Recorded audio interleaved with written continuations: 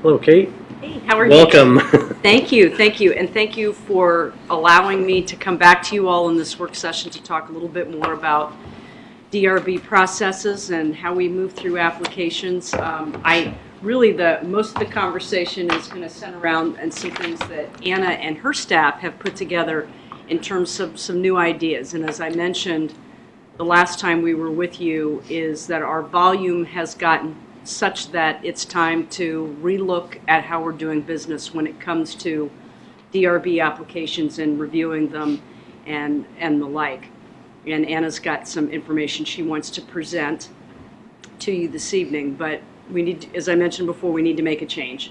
Her staff have hit the tilt level, and we've got to find a way to deal with that. We've been throwing technology at it. That's been incredibly helpful, and doing some new and innovative things within her department. But there are some other pieces that we need some assistance with, and because it impacts the way you do business, it's important to get your input. That's my feeling. So I want to really turn it over to Anna so she can walk through it and we can get into a good conversation. Great, thank you. Miss Anna, good evening. So here we are. Ta-da. So we want to talk about increasing efficiencies in our processes so we can continue to provide a high level of service to our members, or more so actually exceed their expectations, while still doing it with our current level of staffing and also upholding the design covenants. So that's what we're going to be talking about this evening. So the next slide is one slide that you've seen before, but we've updated it with the October 31st numbers. So if you look on the block, on the second block, it kind of shows you how we've almost met the covenants violation number in 2017 as we were at this time in 2016. And we've almost met the number of resales that we've done last year at this time. So we're going to exceed those numbers, and it's highly likely that we'll meet the same number for the design applications, which we increased from last month by about 250. So by the end of the year, we'll at least match, if not exceed, the amount of applications that we processed in 2016. So as you can see, I mean, the volume is increasing from last year. We'll likely see an increase probably next year. So unless something happens that we're not anticipating, the volume is definitely there. So I wanted to at least update the numbers from the last month when you saw the statistics. So on the next slide, I wanted to provide you some DRB survey results, which in the Dropbox you have the comprehensive survey results, but it's pretty lengthy because you can see it question by question. So you can go in Dropbox and kind of read that through on your own. Another time to go through that more in detail. But I wanted to kind of pull out some key information to give you an idea of what information we're seeing. So the applicants who responded, the majority of them live in North Point and South Lakes. 39% of them have lived in Reston 20 or more years. It was not their first time going through the DRB process. Most of them live in clusters and single families, which is probably likely we probably all know that. And 87.3% satisfied with the covenant staff. And I just want to point out that when we put together the DRB survey, it was back when Joe was on the board, and the DRB had reviewed all the questions. So there is a specific question that asks, are you satisfied with the DRB covenants or the covenant staff and with the DRB process? But there's not a specific question that asks, are you satisfied with the DRB per se? So I think one question to the board would be, do you want to have that specific question on the survey, which may be, a qualifying question. Well, we already know that would be yes, so. Yeah. Well, yes, I will say, the DRB survey, as you go through it, you'll see that the results, the overall results are very positive in terms of, are they happy with the process? So I don't think there's anything specifically that negative, but I just wanted to point out that question is not in the survey. Quick question for you, the 87.3%, Is that higher or lower or exactly the same as you would expect? As we would expect. What were you expecting? Well, we were expecting 100%, of course. Sure. No, I mean, I think there's always somebody that comes away from the process that, is not happy, but sometimes you're sort of guilty by association, even if they were not happy with the results, they kind of associate staff with Exactly, it. yeah. So I think it's probably a fair assessment, I would say. Yeah. On the next slide, there's a lot of information there, but I wanted to at least pull out something to kind of give you a flavor for the survey results that apply to tonight's conversation. Some key words about the process and procedures were archaic. The process needs review and overhaul. Need a total review of the guidelines and make them more understandable. Since the guidelines are 20 years old, a little more flexibility. They would like a little more flexibility. Processing time, some of the common phrases. It's a long and drawn out process. Wish it were a little faster, quicker turnaround time. Amount of time to have an application approved is too long. So I think the overall feeling is, they want quick turnaround. Level of review. Small exterior change should qualify for staff review. Staff is allowed little leeway. While I understand the reasoning, it doesn't work functionally, and this should be reversed in terms of full board to staff. Allow projects such as ours to be a simple staff review, and DRB process needs to be completed faster. Meeting procedures, for what it's worth, board was reviewing guidelines during the meeting. Time limits and other specific items on DRB meetings are conducted are neither public nor consistent. Applicants were allowed over 15 minutes of personal attacks and other comments not related to the DRB request. Affected parties were limited to 3 minutes. So I think there's always somebody that probably feels they don't have enough time to speak. So I just, again, there's a lot of information in the DRB survey results, so you'll probably kind of want to take some time to go through those, but we can review more in detail. But these were some of the key comments that we saw that kind of repeated themselves, so I just wanted to kind of bring them to light. Where are those posted? They're in the Dropbox. Where in the Dropbox? In tonight's meeting Dropbox. Tonight's folder. Yeah. Oh dear, got it. Okay. So on the next slide, last time we talked, we mentioned that there's more units coming in to RA that staff will be dealing with. So we wanted to give you a list so that it kind of gives you an idea of what we're going to be seeing. Sunrise Square, 44 units, townhome and condominium. We've got the VI, 385 mid-rise residences, 89,000 square foot of retail. Tall Oaks, obviously we've seen just recently 44 townhomes, 70 condominiums, 42 2/2, the 2 commercial buildings, St. John's, the 481 apartments, Kensington Place, and 2222 Colts Neck, which obviously they have units, but the staff will review, as one building. But again, and as Reston continues to age, more and more properties or more and more clusters really need to have more attention with cluster standards, and that's something that we're looking next year to spend more time one-on-one with the cluster boards to really help them with updating their cluster standards. So we want to be able to have that time. We want the staff to dedicate more time with the cluster boards to really do more hands-on work with them so they can spend the time to update their standards. So I know these are all properties that you've heard and seen before, probably intimately familiar with. So just to kind of get more into the nitty-gritty, so the 4 levels of review that we're looking at right now, the full DRB reviews are the redevelopment projects, large-scale applications, and panel appeals. DRB panel, DRB consultation, and staff review, which are based on the guidelines, and the guidelines will outline basically which projects are reviewed at what level.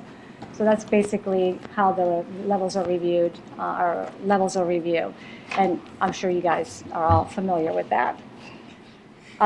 So on the next slide, we get into what staff would like to see in terms of providing the efficiencies.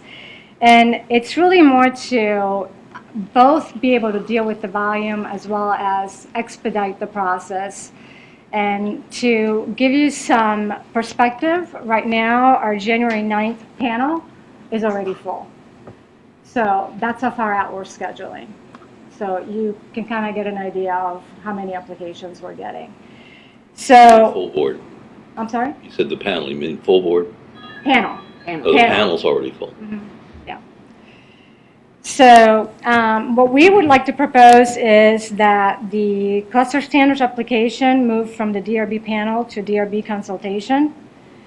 That all applications except for cluster standards application, those that require building permits and window additions move to staff review. And then we also would like to give staff authority to automatically disapprove applications that do not conform with cluster standards or design guidelines.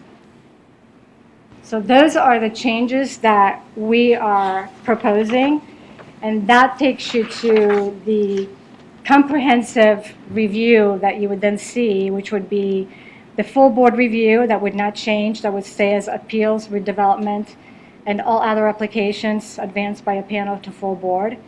The DRB panel reviews would be items that require a building permit, applications that receive a lower level disapproval and are requesting panel review. Con reviews cluster standard applications and window additions. And staff reviews all the remaining applications and have the authority to disapprove applications that do not conform with cluster standards or design guidelines. So that's what staff is proposing. Yeah, I think some of the stuff we probably need to talk about are, this is for us to be thinking about, right? That's what we're doing here tonight.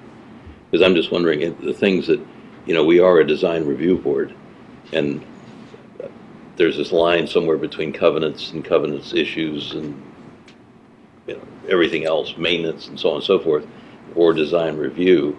I just want to make sure that's still covered in here, that we don't start slipping things that really need design review down to where it's just staff, unless you guys are going to go hire a bunch of architects, which there are a bunch of us that would be happy to have the work. But, no, but I think we have to be careful of that, of what we're pushing, which direction, because we are here to look at design. And some of it is more covenants related, which I don't have a problem with what you're suggesting generally. So just keep that in mind. Okay. And so basically the rationale for why we're proposing what we're proposing is, first and foremost, is to be able to meet the deed requirements to respond to submission of completed applications within the 60 days and providing a DRB decision in writing within 30 days. Increase the efficiency of the DRB application review process and expedite review of simple applications. Increase the availability on DRB panel agendas, and maintain consistency and continuity. And obviously then the final step would be how we go about implementing this, because it would require probably amending the design guidelines or pass a resolution to implement the change. One other thing that I don't have there that we've been faced with more and more is that we're running against the challenge when we have applications that are coming in due to resale inspections. And when those applications are coming in, and we need to put those in front of the DRB, and there's a real time crunch, and there's not an available agenda place to get them reviewed. That always is a challenge, because we have a homeowner that's trying to get a sale. And they usually have something scheduled and they want to go to closing, and we're up against the wall because we can't get it in front of our meeting. So there's also that challenge. And then it's like, are you going to cost me the sale of my house type thing? That's what staff usually gets. So there's several issues that staff has to consider in terms of always being faced with, you're not working fast enough. So, I would love to get the feedback. Obviously, I want to hear what you have to, what you think. But I know that staff is really trying to continue to work efficiently, but it's really tough when the volume keeps growing and we have to work with the same amount of staff that, that we've had over time. Mhm. I'm just curious, I mean, historically, there's a lot going on. I appreciate all the stuff you guys are trying to do, but so I'm just asking questions about the whole process and how we're getting from here to there. And it seems like there's sometimes different focuses by the staff, depending on where we are and who sits in Kate's seat and so on and so forth. Because I remember 10 or 12 years ago when Mr. Matthews was our CEO, and at that time I was chair of the DRB, and we had a meeting where his main focus was, and he told the staff at the time, his main focus was, we're 2,200 inspections behind, or so, I forget the number, it was well over 2,000. And that's what we're going to focus on. And he kind of pulled things away a little bit from design review. But I suspect that was either because staffing wasn't enough, there weren't enough people to do it, interest or whatever, or was Covenants Committee supposed to do whatever, for whatever reason, he changed the focus. So I guess what I keep trying to come back to is what I said a minute ago. I want to make sure we're still keeping our focus on design. And that, I mean, do we have more staff now, or less staff and more applications, or are we just doing more now with every application that comes in that triples the time you guys have to spend with each application? Or how do we get where we are right now? And Anna, let me start and then have you complete the thought. Okay. And you ask an excellent question on terms of philosophy. And when I came in, and I had an interim period, as you know, I really got an opportunity to get to know the Covenant staff. We went through an internal strategic planning process, and I learned a lot. What I learned was that we were very focused on quantity as opposed to quality. And I could see the impact of that directive of quantity, quantity, quantity, and how many cases were coming really, well, I was seeing the biggest impact. And Charlie, I know you sit on the Covenants Committee, so he wasn't here at the time when cases before the Covenants Committee would be anywhere from 35 to 50 up higher. How much, 60. Lucy? 60. 60 You per should month? sometimes get upwards of 70, and sometimes even 100. Per month. And that was a combination, as Anna showed before, of both design violations that should have come to you and covenants, just use maintenance violations. So my biggest interest was in what are we doing to have a conversation with our members and getting them to understand the covenants that we have in place. And covenants, in my mind, includes design covenants and design standards, whether it's for clusters, whether it's in the deed, whether it's the design guidelines that we have. Technically, those guidelines are covenants that people have to abide by. That's really how they're defined in the deed. So what are we doing internally to have that conversation and encourage people to do the right thing? We try to stay away from the word enforcement. But really encourage and work with them, especially if they're new to the community.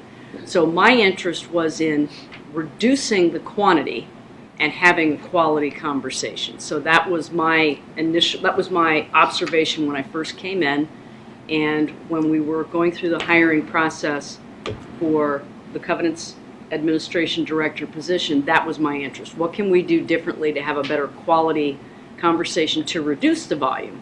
And we've been extremely successful in that. Fewer cases are going to the Covenants Committee, and ultimately then there's another adjudicating body, the Legal Committee.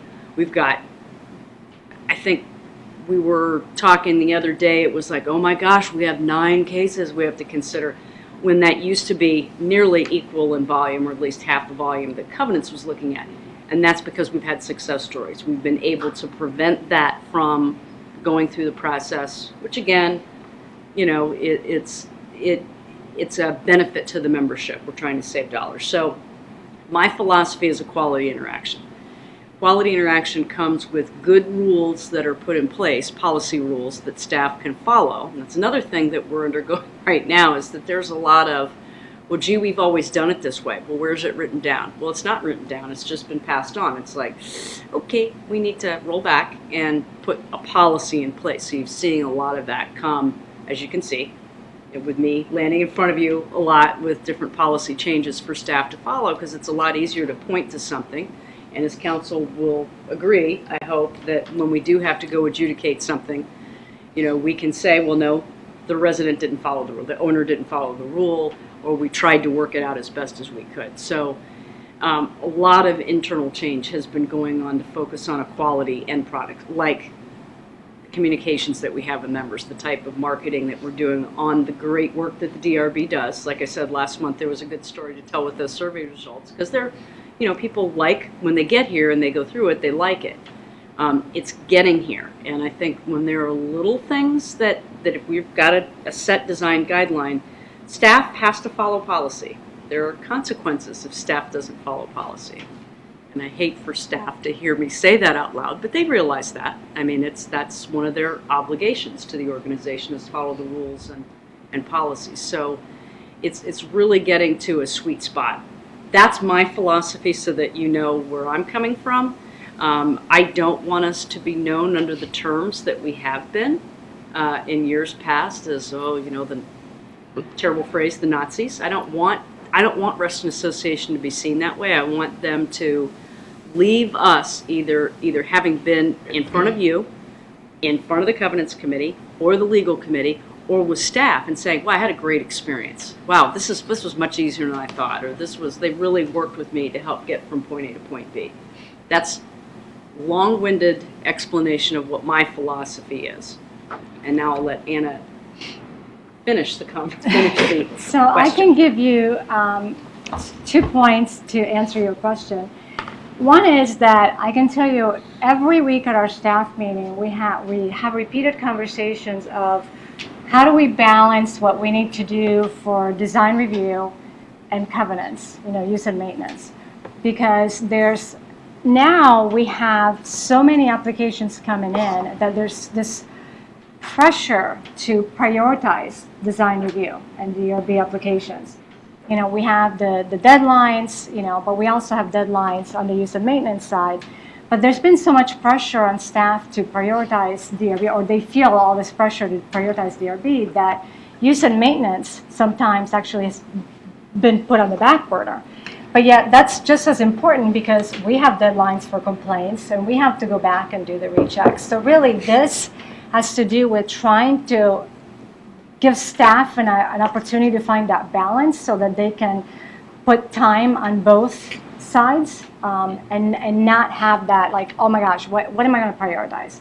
Am I going to only do DRB? Am I only going to do use and maintenance? So if I do one, does the other one slip? So we've been, talking about, do we need to restructure? Do we need to change staff around? What do we do so that we can make sure both priorities are given equal time? On the other side, it's when you said, do we have more application, or are we spending more time? In essence, we really are, because spending more time, because we have taken a different approach with the members. It used to be that, we'd slap a letter in the mail and we'd let them figure it out. And now we're actually taking a more personal approach with the members to try and work through issues with them. It's not just about sending them to Covenants Committee or sending them to legal or just sending them to court.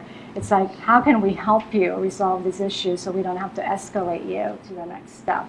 And that's really how we've been able to get so many things, or we've had so many success stories. We had 24, just as a, as a analogy, 24 properties this year to do court order repairs. And we've actually had probably about 10, I would say, where by working with them, the homeowners actually ended up doing the repairs themselves.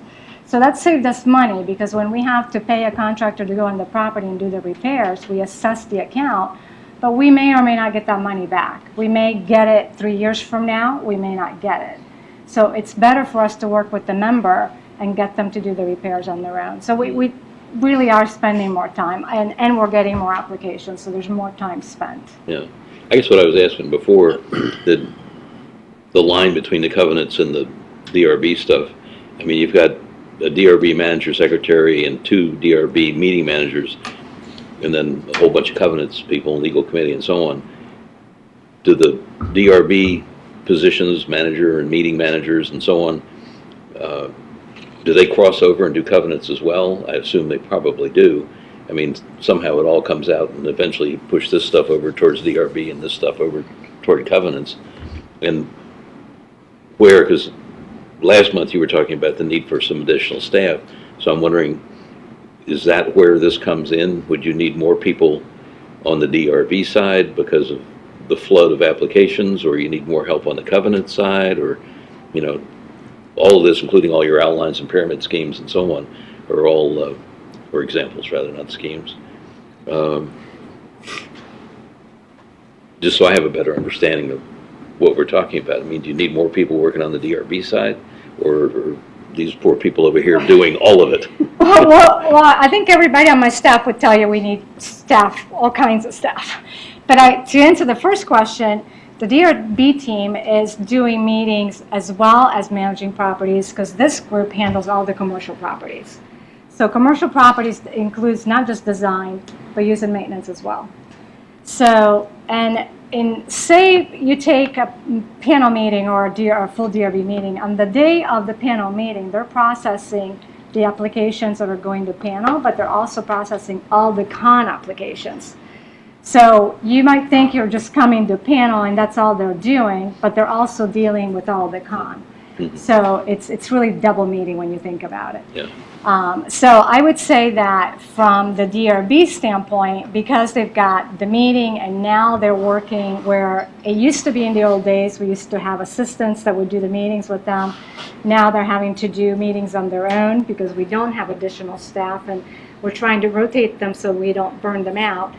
On the use and maintenance side, we have, as Charlie knows, I mean, their staff is doing inspections, and then before the meeting, staff goes out with the committee to do re-inspections. So there's different processes on both sides, but surely, you know, it's not to say that they wouldn't need more staff, but we're trying to do with what we have because that's what we have to do. So we're adding the person to do the post-DRB inspections because I think that will help us minimize some of the design violations, which the current staff just cannot absorb. And I think it's important to address that item, that one task that is just not Right. being Is done. that the same position that you talked about last time of Yeah. someone that goes out to see if what the DRB Correct. decided It's what's happens? being built, yes. Okay. Yes, correct. I'm not so sure throwing additional people at's going to address the issue either. And Frank, I'm just being frank. It's sometimes it's how you go about your doing business, and sometimes the same old way isn't going to fix what's going on now. And it's something that I've seen, you know, over the past 4.5 years, and it's something I brought up immediately when we were doing our DRB chair luncheons. And when Ken was the president of the, sorry, I was like, who are you now? All right, what role do you play? Which hat?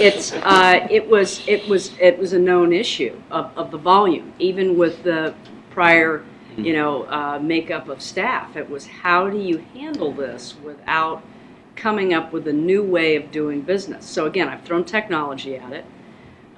Staff have been intimately involved of how do we deal with this and coming up with solutions. So what you're seeing presented to you is not just Anna by herself. It's her entire team have, and if I'm wrong, guys, correct me. You guys have been involved in creating the scheme that's up there.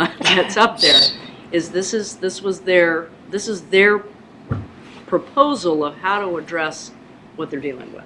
So we've talked a lot over the last few years about this, and we've talked about different strategies for dealing with this. What exactly are you asking us to do right now? Up there on the board. Not thoughts and Thoughts and feedback. feedback? Can you go back one slide? Slides before that. Yeah, we need to go to that review criteria is basically what we're asking, or what we need to do, basically.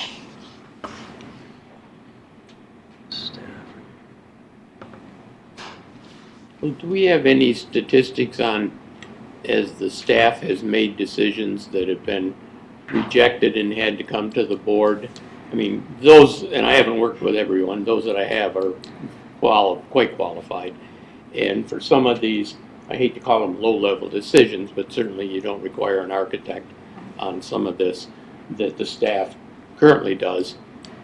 Is there any reject rate that would cause dissatisfaction to think that the members are not getting a proper review if a staff member does it as opposed to it? Where is the level that these guys are comfortable that the staff certainly has the qualifications to, you know, tell them, no, you can't have a pink front door? There's got to be a place there somewhere. Well, and I'm going to let Margot answer part of that, but I think one reason why we're proposing this is because there are many of these applications that staff is reviewing over and over and over again, and staff feels confident and feels that, okay, we've reviewed these so many times, we feel now we're able to do these approvals. And at the same time, it's not as if that's where the bucket stops. I mean, applicants can appeal to the higher level. So if they're not happy with the staff's decision, they can appeal to con or they can appeal to panel. So it's Does not that happen often? Percentage-wise? Often enough. I'm not sure about the percentage exactly, but you have to understand staff approvals are just that. They're approvals. We don't have the authority to disapprove anything, so therefore Right. no one's going to be unhappy with a decision like that we make. So those, at this point now, go straight to consultation because we've already identified there's a concern that we can't approve from a staff level point. So we then would, put our recommendation based on the information provided. Is it, against the design guideline in some way or not a cluster standard? Is that essentially the difference here, is you're asking for authority to disapprove applications? That is a big one, yes, because right now we have to push those forward. We can't give those disapprovals right off the bat. They would still have the ability in this format to request a panel review should we write a disapproval and they don't like it, which they have the ability to do now. They would just simply take those to panel review. So that would help considerably. You've all done consultation enough to have seen the number of disapprovals that we sometimes will recommend because they are not, they're against this cluster standard in some way, or they just don't meet the design guideline in some way. So that would be huge. To be able to turn those around quicker, these folks are having to wait sometimes 2-3 weeks in order to get a disapproval, a decision like that. We already pretty much know, based on information and policies that you've set forth, that's the direction it will probably take. So, I mean, I don't know if you can see that, Richard, but that all seems reasonable. But that's not the only one that we're asking about. No. I mean, what I'm reading up there seems reasonable, so is there something I'm missing here? Well, that and would then in some cause us other concern. cases, the staff reviews, we've also got lots of other design guidelines that will skip straight to a consultation. They'll go no application, straight to consultation. So there's no opportunity built into those reviews either for us to even intervene on a simple type of case. There's quite a few of those. There's a lot of roofs, we see a lot of those, and the reason you're seeing a lot of those is because we don't have the ability to deal with them at a staff level. So those are the design guidelines that, really, truly don't need an architect to look at them. They're strictly based on policy, decision based on policy, and, we feel that we're very capable of making the right decision and giving the members the opportunity to request, a panel review if they don't agree with that decision. Does this reduce your workload? What it does is it allows us to spread the workload, and that's what we're trying to do here, is make the workload a little bit more efficient. Instead of having to compile all of these into consultation reviews where there may be sometimes upwards of 30 different applications, we can handle those periodically throughout the process of our day. So it would allow us to spread that out a little bit more. it's a more efficient way to, Yeah, to, yeah. to work on the applications as opposed to doing it on a weekly basis for the board or for a DOB member and doing packets and all of that, so. How much is spent on the preparation for consultations and DRB board member review? Well, the staff starts with preparation by, the direct contact with the members Yeah. and collecting. And unfortunately, we don't always get everything we need. Sure. We always have to go back and request more, and sometimes it will come in bits and pieces, so it takes them a while to compile all the requirements that are needed, that are listed in the checklist of each design guideline that we're supposed to have in order to have a complete application. We take that very seriously, so we try to make sure we have all that information. Once they then get that, it then goes to a review by the DRB team here with those staff. We then sometimes go back to them and say, we need additional information. So there's a process where that takes, right now we have half a day to a day built into that, and then waiting for that additional information. Then you see we also have now been adding a lot more information so that you guys are aware of what the standard is, what the design guideline is, how this application deviates from that. Have there been any other approvals in that cluster with similar types of requests? What are the addresses? The kind of questions you guys ask of us in a panel review, that's research. That takes a lot of time to go back and look through different databases to determine, so we can answer your questions. We do the same thing even for lower level reviews. That's the first question. Have we had that type of review in that cluster before? But to prepare it for the DRB's reviewed, so it's in a format for you, usually that process starts the week before. Sure. So that it's all compiled and ready so that we know that all the T's are crossed and I's are dotted for the DRB. That process starts a week in advance. 2 weeks sometimes, because our deadline now, we've moved it up. As you've seen, we've been preparing those applications in your Dropbox a little earlier than they were before. So to give, again, staff some more time to build in some of the process in their workload and so they'll have more time and they're not so deadline oriented. So we've got about a 2-week moment in there for that. Quick question for Will. Will, have you seen this, reviewed it? If we were to say yes, go, are you completely comfortable? I'm comfortable with it in terms of the concept and the staff's recommendations as a way to streamline the process. Obviously, there's still some more to do to get the approvals fully vetted out from the D changes you might have to make or policy changes to support it. But as a concept, I think that it could be effective. And I don't see that, I hear Richard's concern, but I don't see that it's stripping away the DRB side of the equation. I think it's basically putting a little more oomph into the administrative side of the process and getting better customer service for the members in terms of being able to respond more timely to issues that are coming before them that may never get to you or need to get to you. But when they do, it doesn't in any way really hinder that process. So I think all in all, it's a net positive, and I think it will yield greater efficiency for you. I guess I just had one question that, a whole bunch of questions actually, but how do you standardize this process? Because I've seen a lot of turnover in the governance department in the 20 years I've been on this board, and it really relies on staff's experience of knowing all the stuff you guys know now. And how do we make sure that's happening? That if if it's a list of people and it's you're 1, you're 2, you're 3, you're 4, you're 5, you're 6, if number 8 doesn't have the same experience that everyone else has, how do we make sure that person, if they're making the kind of decisions you're talking about, wanting staff to be able to make? I mean, I guess it all boils up to the number 1 person over there, number 1 person over here, however we're doing that. That would be my only concern, is how does that happen? Because you guys have got a bunch of experience now, some more than others, and we've seen this happen with over the years, and you guys have to have this learning curve thing of knowing all this stuff to where you can say, yeah, that doesn't hit a guideline because you know the guideline. I'm curious as to what your answer is, because I have a response as well, but I want to see if you pass my test on this one. Well, It's not a test. We have a training process, obviously, and some internal processes with our new staff as they come on, as we're bringing them up to speed and learning the design guidelines. Mm-hmm. And as you know, I mean, when the question comes up to me, it's not, I will look the design guidelines up at least 2 or 3 times a day, because there's a lot of information in there that none of us can really keep in our brain, comprehend 24/7. So as long as our guidelines are clear and our policies and processes within are clear, it shouldn't be more than that.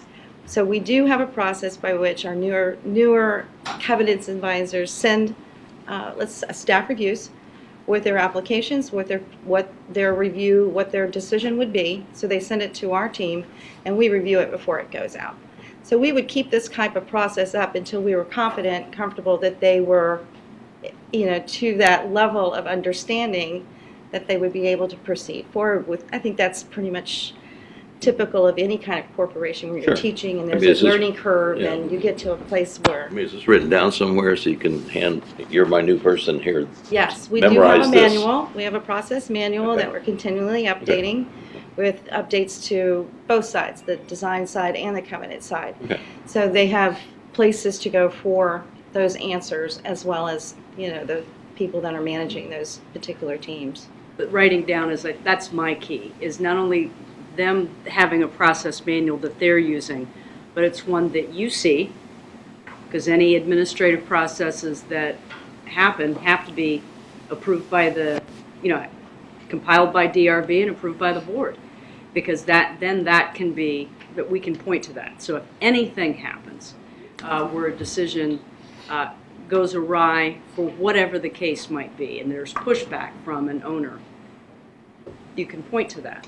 And that's what keeps us whole, is it's an approved policy by the design review board, then by the RA board. So that's to me where I want to go, in addition to any training and just internal administrative process that Anna and her team set forth. But it's important, and you're absolutely right, because if they all decide to go to Tahiti and Anna and I are left and she has to rehire everybody, it's the best way to go, right? Tahiti, right? I guess, I don't know. Nice. Sounds nice, right? Everybody's like, let's go, Kate. So, you have to bring people in, and they have to know what to do. And the first place that we're going to turn to is a process manual, which is what we've been doing a lot of internally over the past year.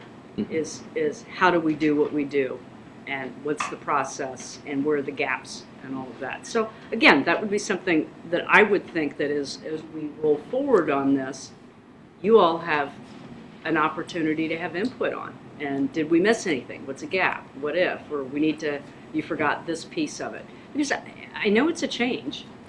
Yeah. And I very much value what you said of hey, what happens if, and how does the next person know what to do?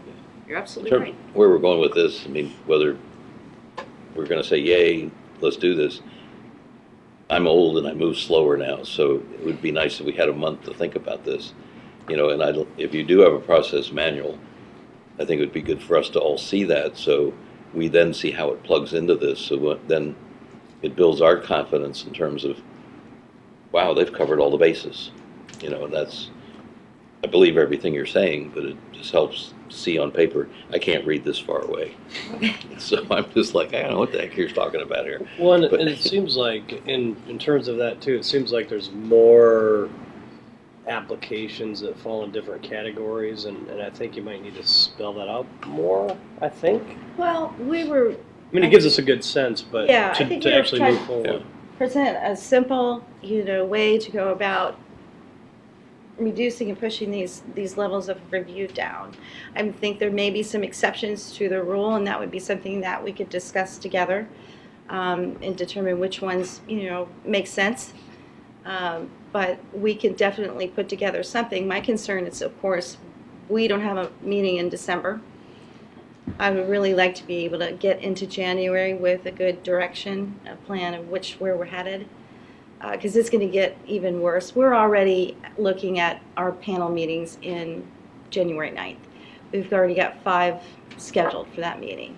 So as you can see, the direction we're taking, we're going to be 2 months out, and we really need to kind of do something quickly. But it's going to take us a while, isn't it, to Well, we really have to go incorporate through this? a policy approval process, Right. because you are shifting from one process that's policy driven to another policy process. So it, unfortunately, I hate It's to not say gonna this, take- it's well, going so- to take. So we've got time, take some time. obviously, right? Yeah, but to put together, I think Richard's got an excellent point for look at it at the next iteration. That gives you guys time to put that together. What's the policy change and everything look like, so that we can bring it back to you, take a look at, and we'll go through that board operations committee process. And it's you can hear they want it overnight. You know, Yes. flip the switch, make it happen. But unfortunately, realistically, we do need to follow a process. And I'm very curious to hear what Nick thinks too, because he's been silent, and I'm just taking it all in.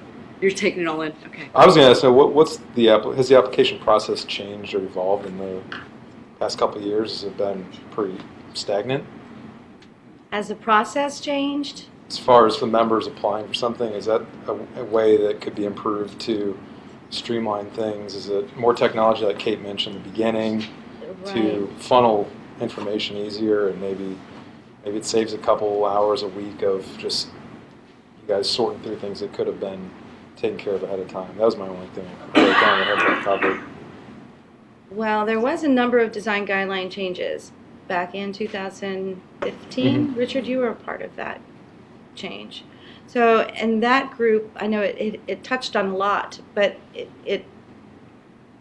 it took what it did. I think you added a lot of no applications there, but it didn't help us in terms of what we were having to push up to DRB meetings.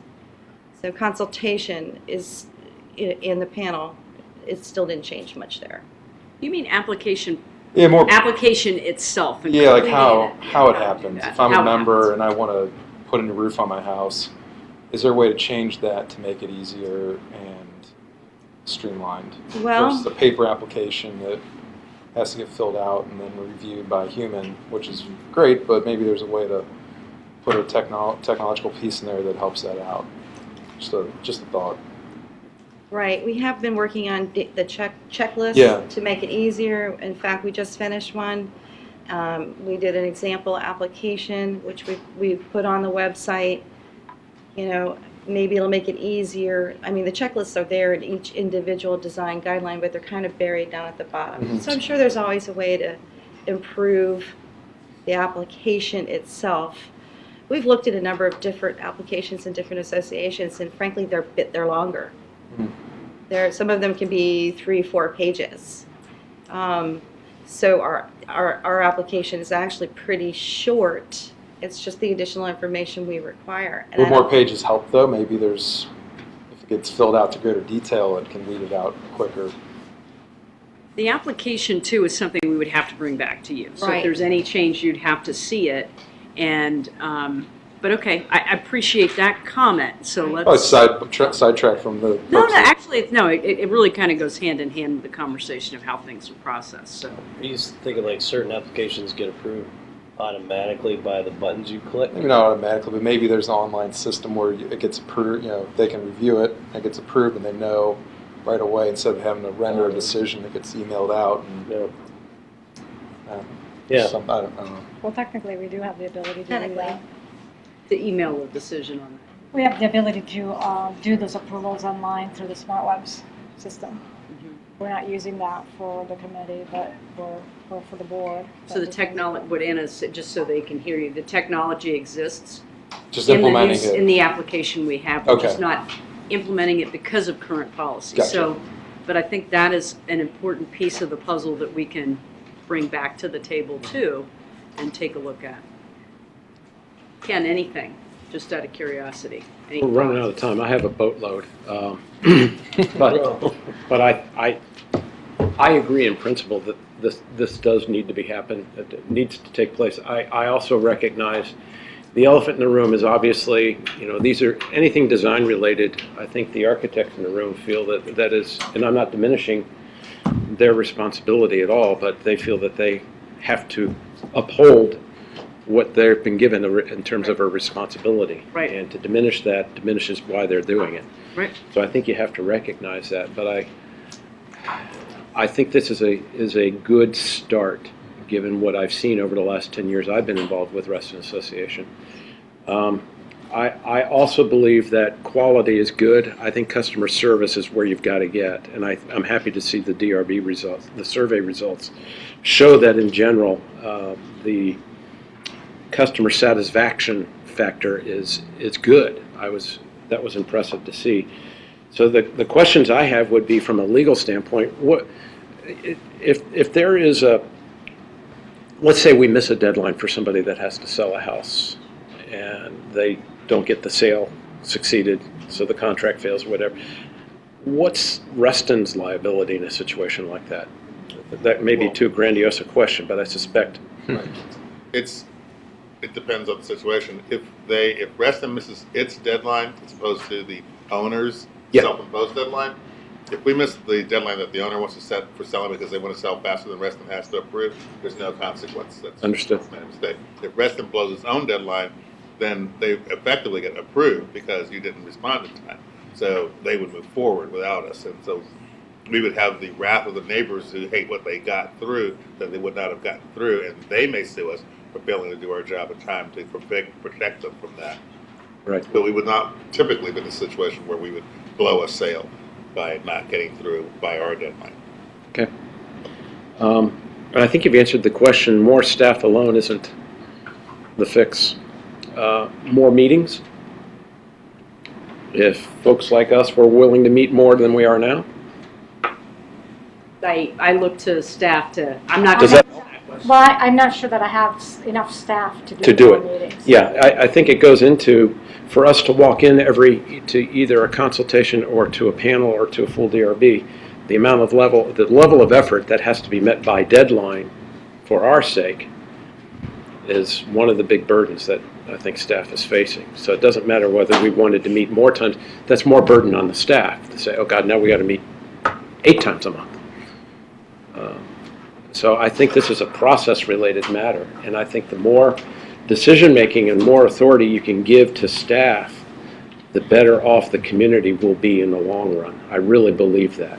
I've seen enough customer service stories where if you give more authority, more confidence in staff to make those calls where appropriate, the community benefits tremendously.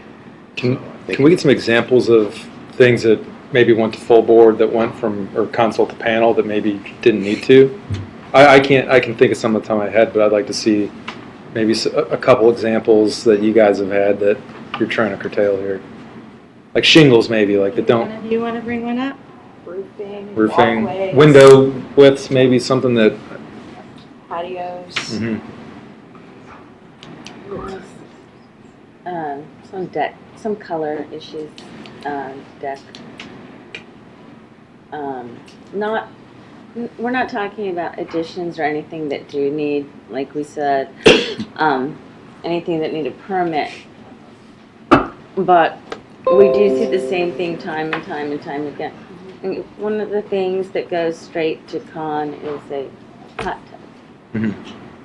That we've seen a million times too. There's just, if you look, there's a lot of those little ones that pop up that we really know how to deal with. And if a new person doesn't, they would never go forward without checking a guideline or checking with somebody who does know with us.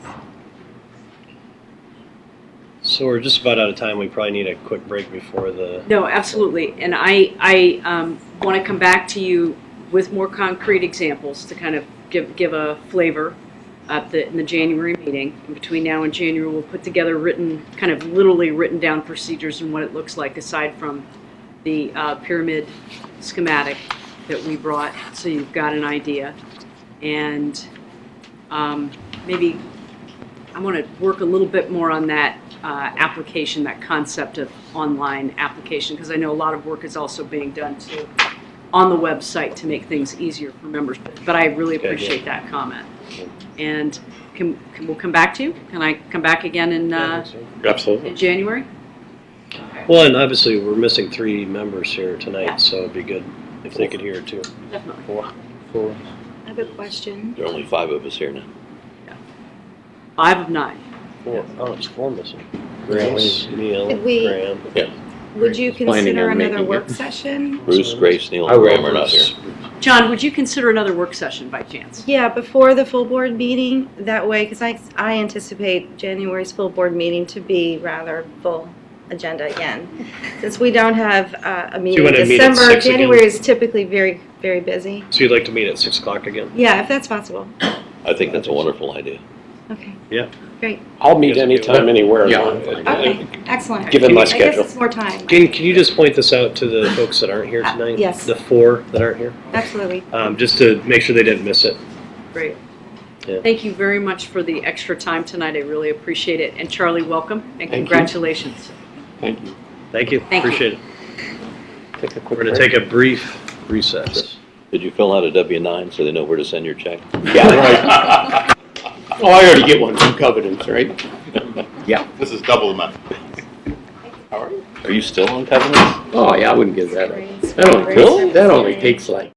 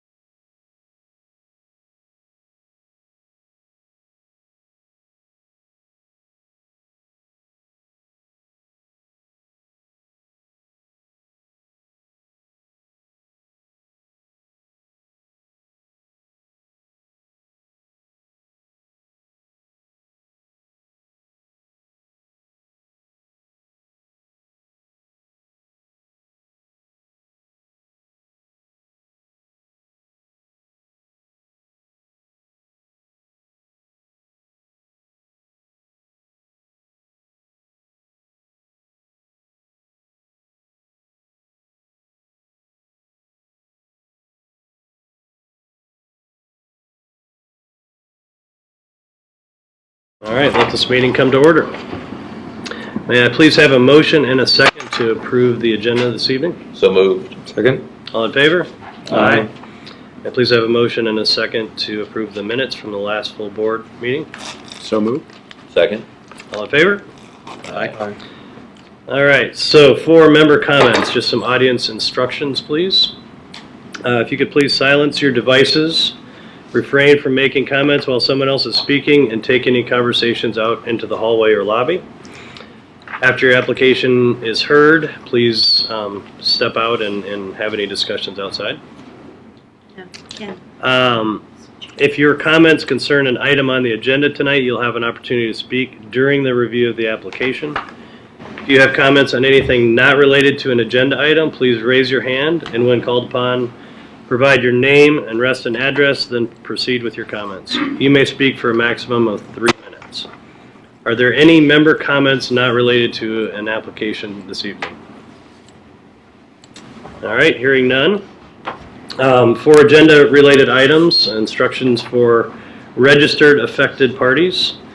The time limit is 3 minutes per household. If you are the only member speaking for a recognized group, the time limit is 5 minutes. You must identify yourself, the group you represent, and provide your address before speaking. You may speak only one time. When the timer turns red, you will have 1 minute to wrap up. When the timer sounds, your time has expired. Please be respectful of others' time. Please do not repeat another speaker's comments, and instead just state that you agree with them, and you may not give your time to another speaker. You should direct your comments to the DRB and not the applicant, affected parties, or the audience. Offensive or abusive comments will not be tolerated and will result in the immediate forfeiture of your remaining time and removal from the meeting.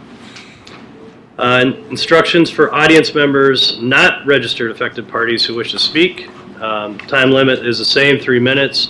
Please raise your hand when called upon, and I will ask you to come forward to the podium. If you do want to speak tonight, please sign in if you haven't already and circle the column that says, yes, I'd like to speak. That being said, we will hear the first project, North Shore Sidewalk Project. Please come forward. We started with an easy one. Wherever you'd like. Thank you. Whenever you're ready, please go ahead. Good evening, everyone. My name is Syed Nabavi. I'm with Fairfax County Department of Transportation. My supervisor is here with me, James Beals. And I'm here to present as an informational item the North Shore sidewalk improvements. The improvements, if we go on the next slide, I think it's the last slide. The last slide? Yeah, you gotta go up.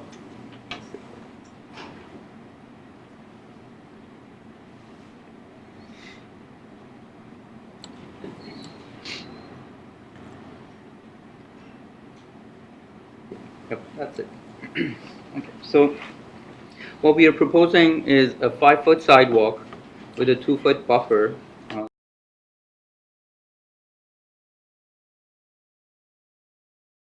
And the limits are from Sycamore Valley Drive. The red line indicates the limits of the project. So on the west we have Sycamore Valley Drive. On the east, the sidewalk will end at about east of North Shore Court. So the length of project is about 2,750 linear feet. We have just finished the preliminary design for the project. As part of the preliminary design, we have had a public meeting, which actually happened last month.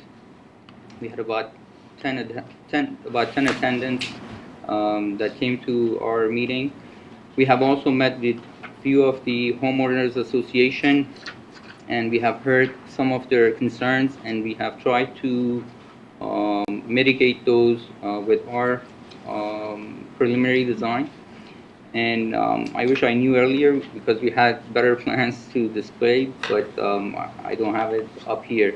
In any case, the project, the schedule of the project is that we are hoping to complete the design by 2019, December of 2019.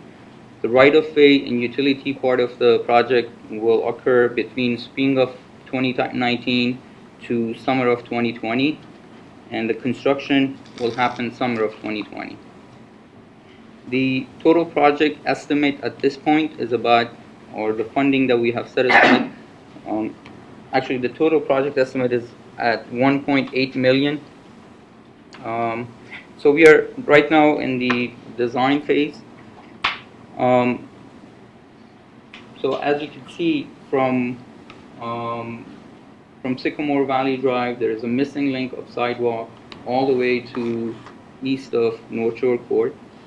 And what we are doing is mainly we are doing 2-foot buffer. Can I stand up? Mhm. So, for, Go ahead. yes. I'll get you a mic. Go ahead. Okay. So for most of the project, we have 2-foot buffer until we get somewhere close to where the golf course starts. And we actually had met. Okay.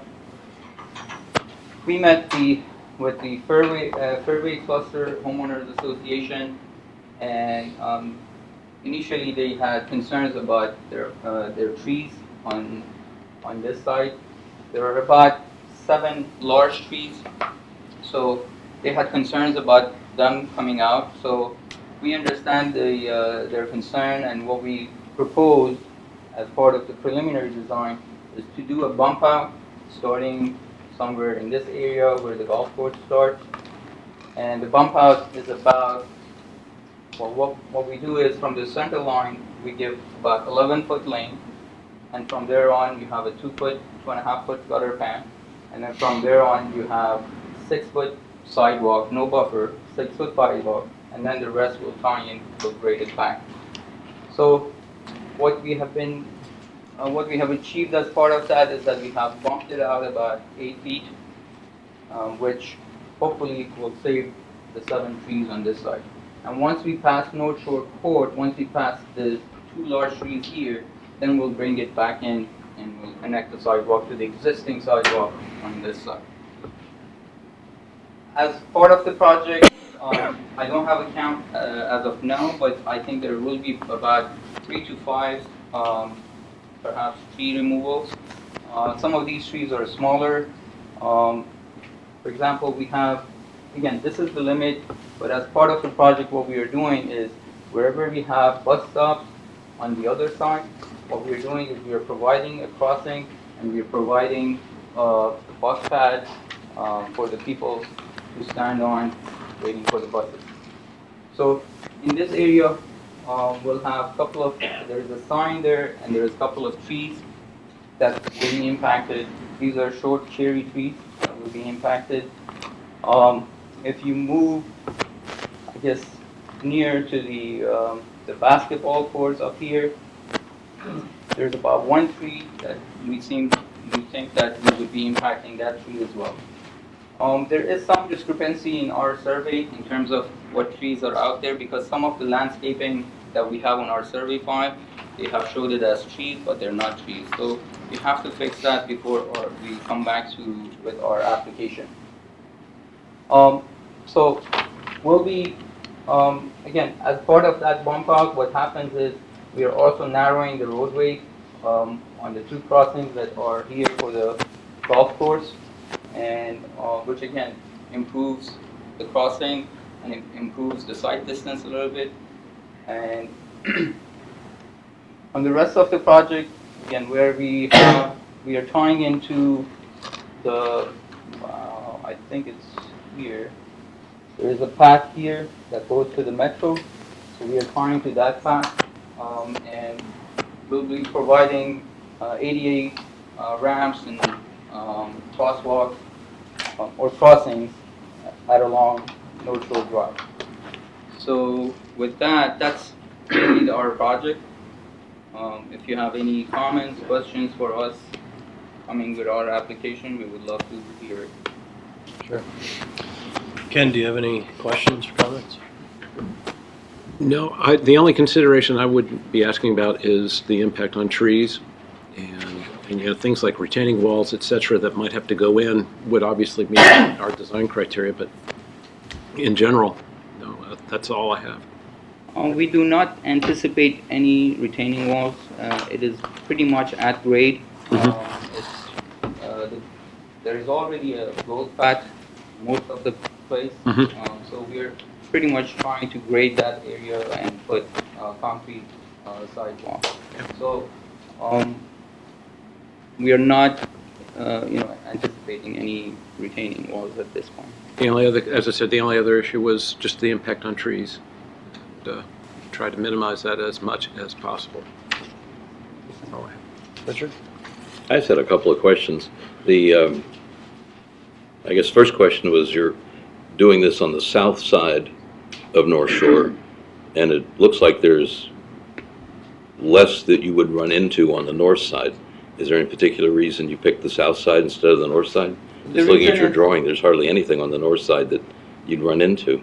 There are trees on both sides, actually. And the reason we put it on the south side is it was, when it was presented to the public, it was presented on the south side. There's a connection to the metro on the south side, and we don't want people to crisscross the roadway just to avoid. We want them to have a straight path, line, so that they don't have to cross the road multiple times. That's the reason we have it on the south side. Is there, when you do something like this, I guess you do a study that anticipates how many people might actually use the sidewalk? How many people do you think in internal Reston will actually use this sidewalk? Again, we don't normally do studies for sidewalks. It's based on the community needs and their request. And this came as a request from the community. It was presented to the community as a possible project, and it was picked. And that's why it came to us. I'm on the design section, so I'm not dealing with the planning part of it. But normally that's the process. Usually if we have requests of sidewalk, we go out there, we look at it, and if it makes sense, we'll go ahead with the project. And in this case, there is a huge link, and you can see the goat path, so that means people are walking on it. I was going to say there are a lot of goat trails on that side. I had one other question, but I can't. I guess that's it. I had another question, but I forgot what it is. Okay. Nick? I don't have anything to add. Charlie, anything? Among just curiosity, generally speaking, if you have to take out even small trees, do you try to replace them elsewhere in the right-of-way? Normally, we don't do landscaping with our project. We don't do tree plantings with our project. If it's an HOA, if it's in a land for HOA, we'll compensate them for it. But if it's in VDOT right-of-way, it's coming out without any compensation. In our case, most of the land we are impacting is VDOT right-of-way. There are some areas where we are impacting the homeowners association. There may be one area where we might touch a property owners or one of the townhouses there, but we are trying to avoid that as much as we can. Thank you. I remembered my question. Oh, go ahead. What I was wondering is, how does this relate to any of Reston's trails? Are they not in this area, so this is necessary? I mean, a lot of us use the trails to wander around Reston. Is this duplicating the same path the trail might be there? I'm not Larry's here, he can probably tell us. There is nothing on this side. There is a missing link between Sycamore all the way, and you can see on the past east of North Shore Court, you can see the sidewalk ends there.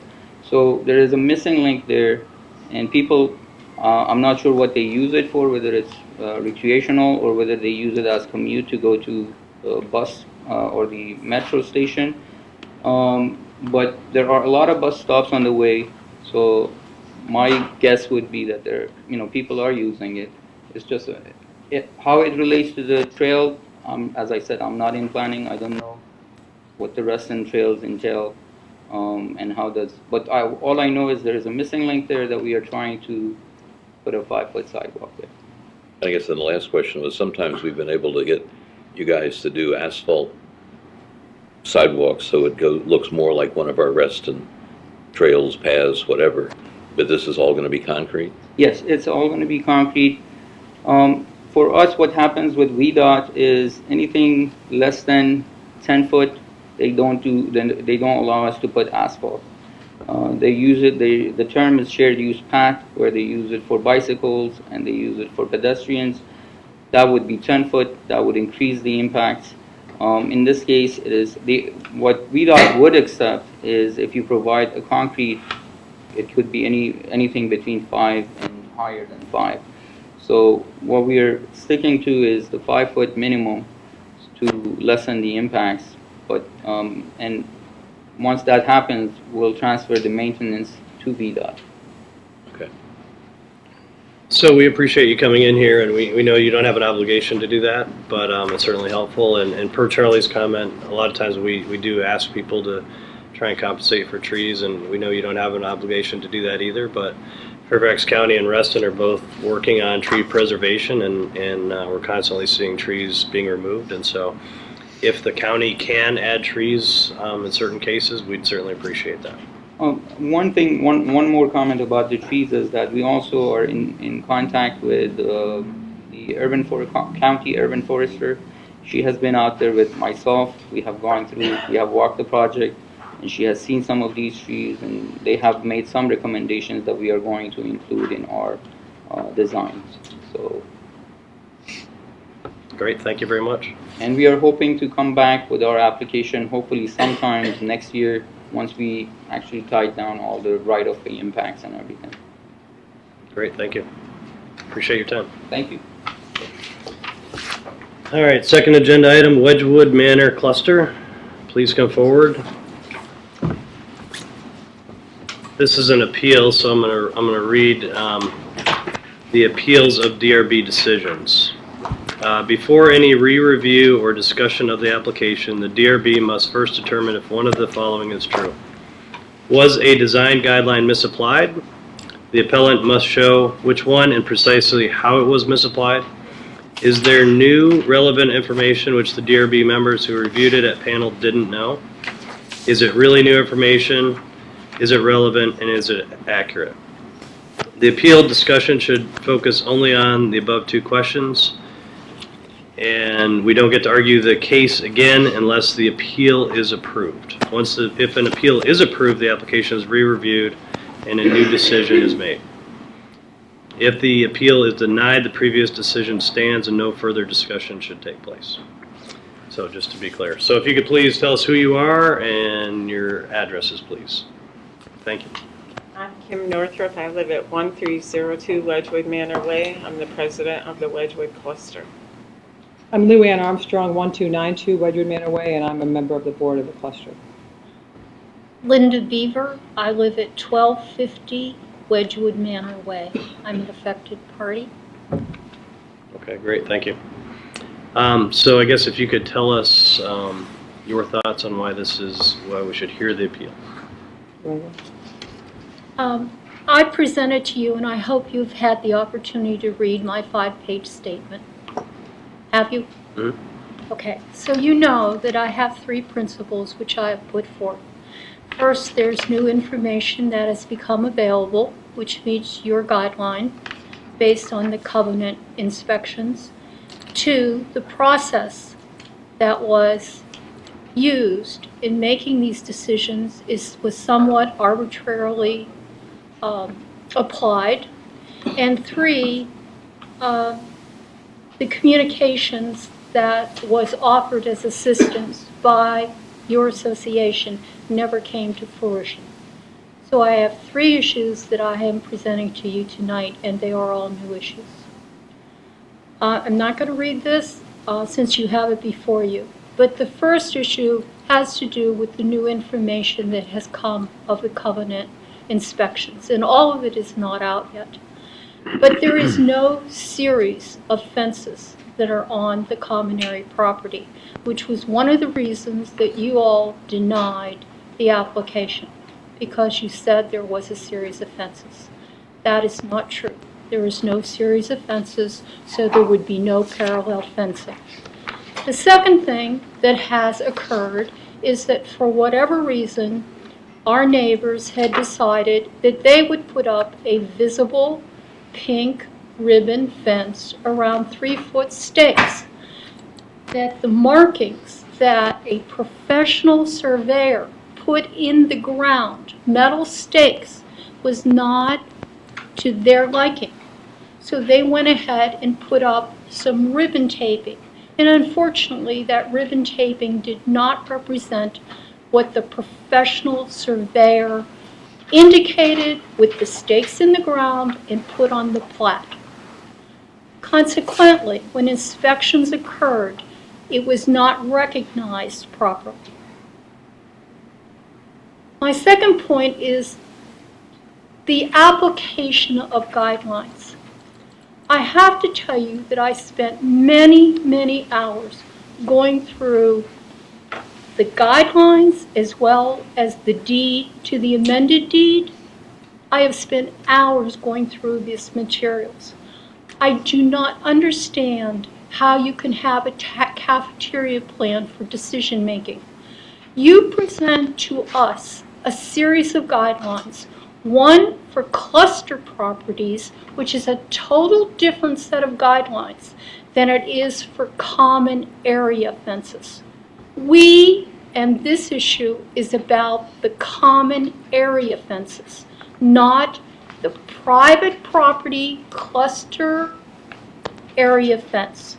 In making your decision, for whatever reason, when I went to your documentation, it was very clear to me to see, and if you look at the links that I embedded in the presentation, that for whatever reason, the guidelines that were applied were parallel with the private property cluster guidelines, not the ones that applied to the case, which were the common area plans.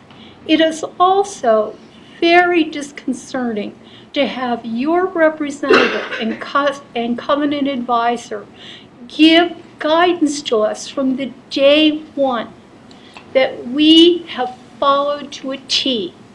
Get a survey, pay for it, file an application. These are the guidelines you use. Do the grievances to remove the encroachments. We have been straightforward in every step of the way following the guidance that we received. It is unfair that the misappropriation of these guidelines were used to make this decision. Finally, well, almost finally, my point about you all making an offer to help us with communications in resolving this issue has never come to fruition. It is very evident that this is a contentious matter. If someone stole something from you and used it improperly, and you were burdened with that responsibility, would you go and meet with that thief? Would you have trust in their judgment? You offered to help us, and you never saw this offer to fruition. Consequently, I find it very difficult to understand your decision-making process, and I don't think the fairness principle was ever applied in any of it. You can see from my documentation and my 5-page statement the exact principles that I have noted. Finally, in conclusion, I don't think that you can make an honest decision because you don't have all the facts straight. Tonight, I want you to tell me that you recognize the property demarcation that we spent $1,500 to have done.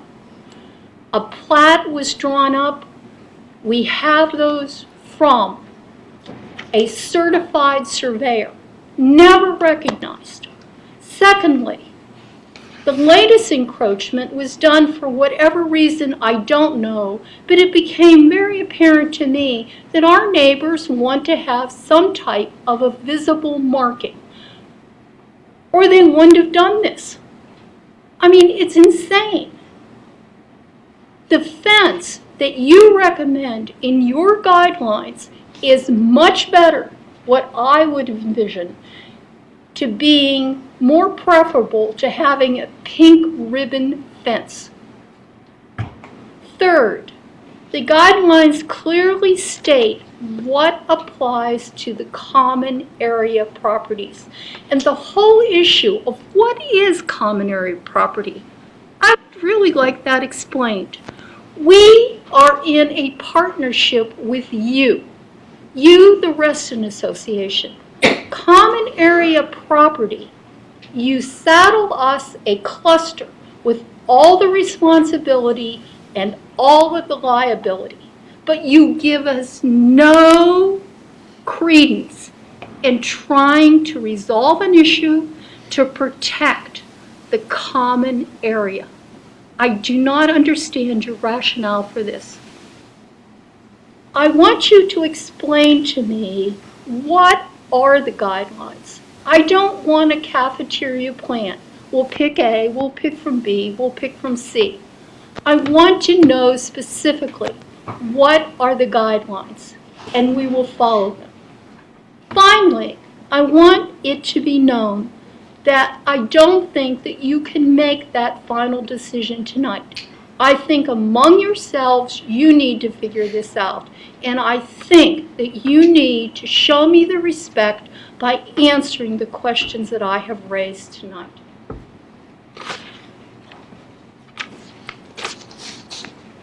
Thank you. Concluded.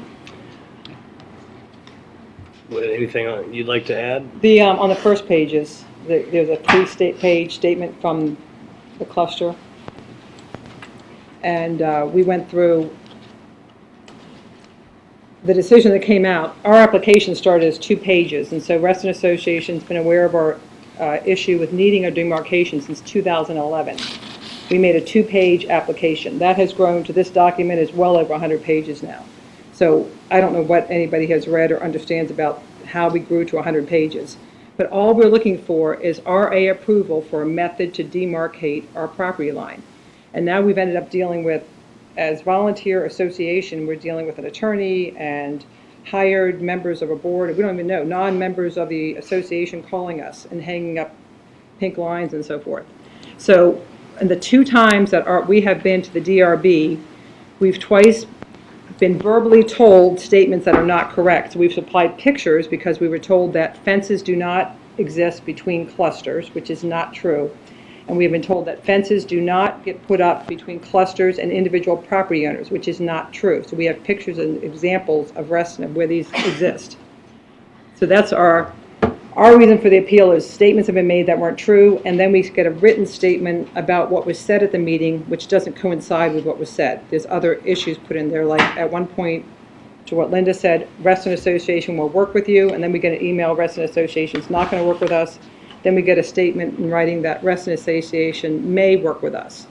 So we're sitting here as a cluster simply trying to put a demarcation of a property line since 2011, and then we were recommended by Reston Association, our covenant advisor, in 2014, yes, fill out this application.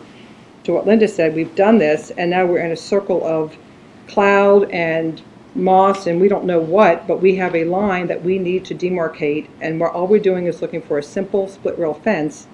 And if that is not going to be approved, then what do you recommend that we do? Because we can't keep throwing darts at a board. We've been doing this for 6 years now.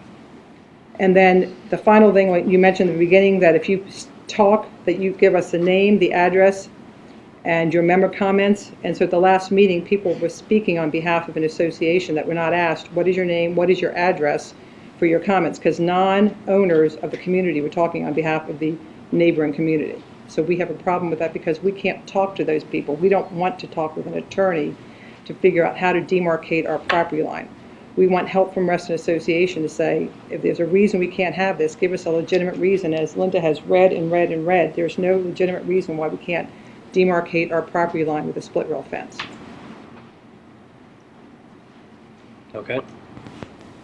Did you all state your, do we get names and addresses and everything? Sorry, there's a lot of information here, so, okay. I'm Kim. I've been dealing with this for a long time. I agree with what both my neighbors and fellow board members say. But I need an answer to another question.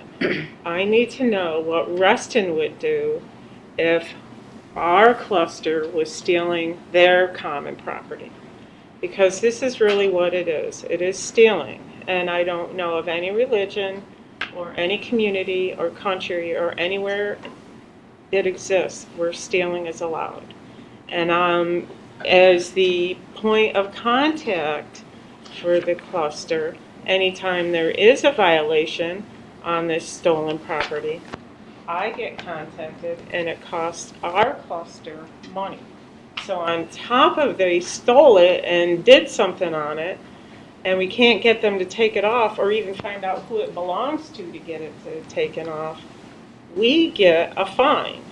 So originally Sarah Marsden, who was our covenants advisor at the time, suggested the 2-rail fence. We went down this road per RA's suggestion. We did not make this up. We didn't grab it out of thin air. We've been working very hard for many years on this. Keep getting sent back for more pictures, more this, more that. It's very time consuming to be a volunteer. This is a full-time job. It's important though to me to know what you, Reston Association, would do if we were stealing your land. Because it's not right. It's just not right. And I would be just as upset if my cluster people were stealing other people's land. It's just not right. It belongs to Wedgwood. Wedgwood is liable for it, and we're responsible for it. We own it. We pay the taxes on it. We shouldn't have to defend or meet socially with somebody who is stealing it. We should just be able to mark it and go our merry way. Okay. Any other comments? Ken, would you like to get us started? Any questions? Well, right now, we're comments? just trying to determine whether this should be heard. That's So right. I'm trying to determine what the information is that has changed. I don't have a clear, Was a design guideline misapplied? Or is there new relevant information which the DRB members who reviewed it at panel didn't know? Those are the two questions before us right now.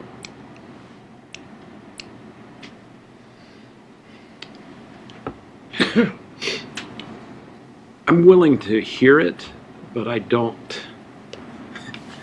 I'm willing to give the benefit of the doubt to see what's going on here, as I was not a party to the prior meetings, but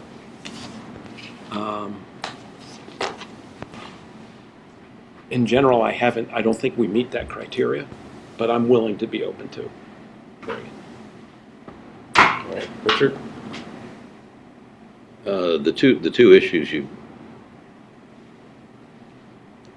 two hurdles you have to go over is the guideline misapplication Right. or the new information. The guidelines, I think, are general enough and non-specific enough. I'm not sure I could land on any of those and say this was misapplied. I am, however, sympathetic with the new information, not having heard this before. I mean, the people that were on the panels before, none of them are here tonight. I think some of the statements that were made, the fact that RA staff member suggested this is a simple case of trying to make a demarcation line, because I gather the neighboring cluster has come across your line onto your property. So I think there's some argument here that there is some new information, which would then make it, throw it onto this side of the table, that we could hear this. I mean, it sort of baffles me how we're looking for a simple solution to a problem, and it would be nice if whoever's infringing or encroaching would just stop doing that, and then we wouldn't be sitting here talking. I don't quite understand why that hasn't happened. And going and hiring lawyers to try to justify encroaching onto someone else's property doesn't make a lot of sense to me either. Sorry, Will. But, you know, I think that's what we're trying to do, and as a board, I think that's what we try to do. Yes, we're a design review board, and I personally don't have a problem. Well, we'll get to that. So I think there's enough issues you guys are raising that I think I could see that as being new information, and we should hear it. I don't want to spend all night talking about this. I don't think it's that complicated, but that's my position. I think we could hear it. Yeah, and I think some of the information we heard from Graham, one of the vice chairs, there was sounds like some grayness in things that he's hearing from the new information, so he felt there's a possibility. I sort of agree with you guys. It's a complicated, I mean, there's a lot of information here, 106 pages, as you said, and it doesn't seem like it should be that complicated, but we weren't a part of the original thing, so we haven't heard or gone through all the information. So I'm leaning towards where you guys are, though, that there is some new information. I'm kind of leaning towards both. I'm reading through the decision. I almost think that the guideline was misapplied here to the cluster the way it's written out. It's not written to say cluster common area. I think the decision really relates to the fences cluster guideline and not the common area guideline. So while I agree there's new information, I think that the design guideline was misapplied. So in both terms, I would entertain an appeal. I'm willing to listen because being a new member, I have no knowledge except what I've been able to ferret out of the 100 and some pages. So I would prefer to hear their explanation, if you will. Okay. Any other comments? I guess I'll make a motion we hear the appeal based on what we're all considering new information. I'll second that. Any other comments? All in favor? Aye. Opposed? Abstain? Folks that were on the original panels by default abstain, I believe, right? Okay. Let's start from scratch. So we have a 2-page application. We have a property line. So in the 100 and some pages, I'm not sure which one you're going to find, but there's a picture of a plat that we paid in 2014 to say, here's our line. The stakes are in the ground. So we attached it to the application and said, can we put up a 2-rail split rail fence? We have our cluster property bordering individual lot lines. So that's in there too, somewhere. And on Some the of the other drawings side, didn't show up that clear. Yeah, Can you they're- pass around those two you can have drawings? this. You can have this. The other I got side it, I of the got it. cluster, on 2 sides of the cluster, there currently exists some split rail fences. Well, just a question on the drawing. I have a copy of the drawing you were waving around there. I mean, your property line, your cluster property in the block 3 on the other side, lots, 30, 31, 32, 33, their rear property line abuts your cluster property line. Correct. Correct. Okay. And that's where you want to put the fence because there's encroachment along that line by the people on the other side. That's what started we have another plat, this one, that shows, it's a plat in 2011 of an encroachment, yes. That still exists to this day, has never been removed. Yeah. Plus, we found other ones. So kind of the logical reason / assumption would be if they had quit encroaching, this would have gone away some years ago. Yes. Yes. And you wouldn't be dealing with surveyors, building Right. fences, and so on. Yes. Do we know why they won't stop encroaching? They're here right now if you want to ask. I guess we'll get Well, around to that. there's a bunch of affected parties, I believe. We addressed the affected parties, that's in there too. There's about 8 pages with, we addressed, so a lot of the affected party, it was a template, all the people that backed up to it, and the common answers were across the board that if a fence was put in, this is what they wanted. So they weren't all saying we don't want it, it was if a fence goes in, this is how we'd like it. So we have said, yes, we'll put in a split rail fence and we'll have openings in the split, we don't have to have fences, we don't need, gates. We're fine with not putting gates in. We just need to demarcate that line. Plus, It it's only it wouldn't be a two rail. continuous fence? Or is it might Well, go if 50 there's a big feet and then leave tree- an opening, or Right, if there's a big tree, we're not going to go around the tree, it's hard to go through them too? well, and we don't want to go through Well, we're it. going to stop, leave enough room for it to grow, Right. start again. Right, Okay. so we're just looking to make the, Well, and one of the things, we deal with this a lot, right, where there's a fence with two owners, single family, and a lot of times we'll have folks pull the fence off the property line to provide a little bit of buffer. So as a happy medium to make both parties sort of happy, we've done that before. I'll just throw that out there as a potential idea. well, amazingly, so one of those owners put a fence on their line, and it happens to be on our property.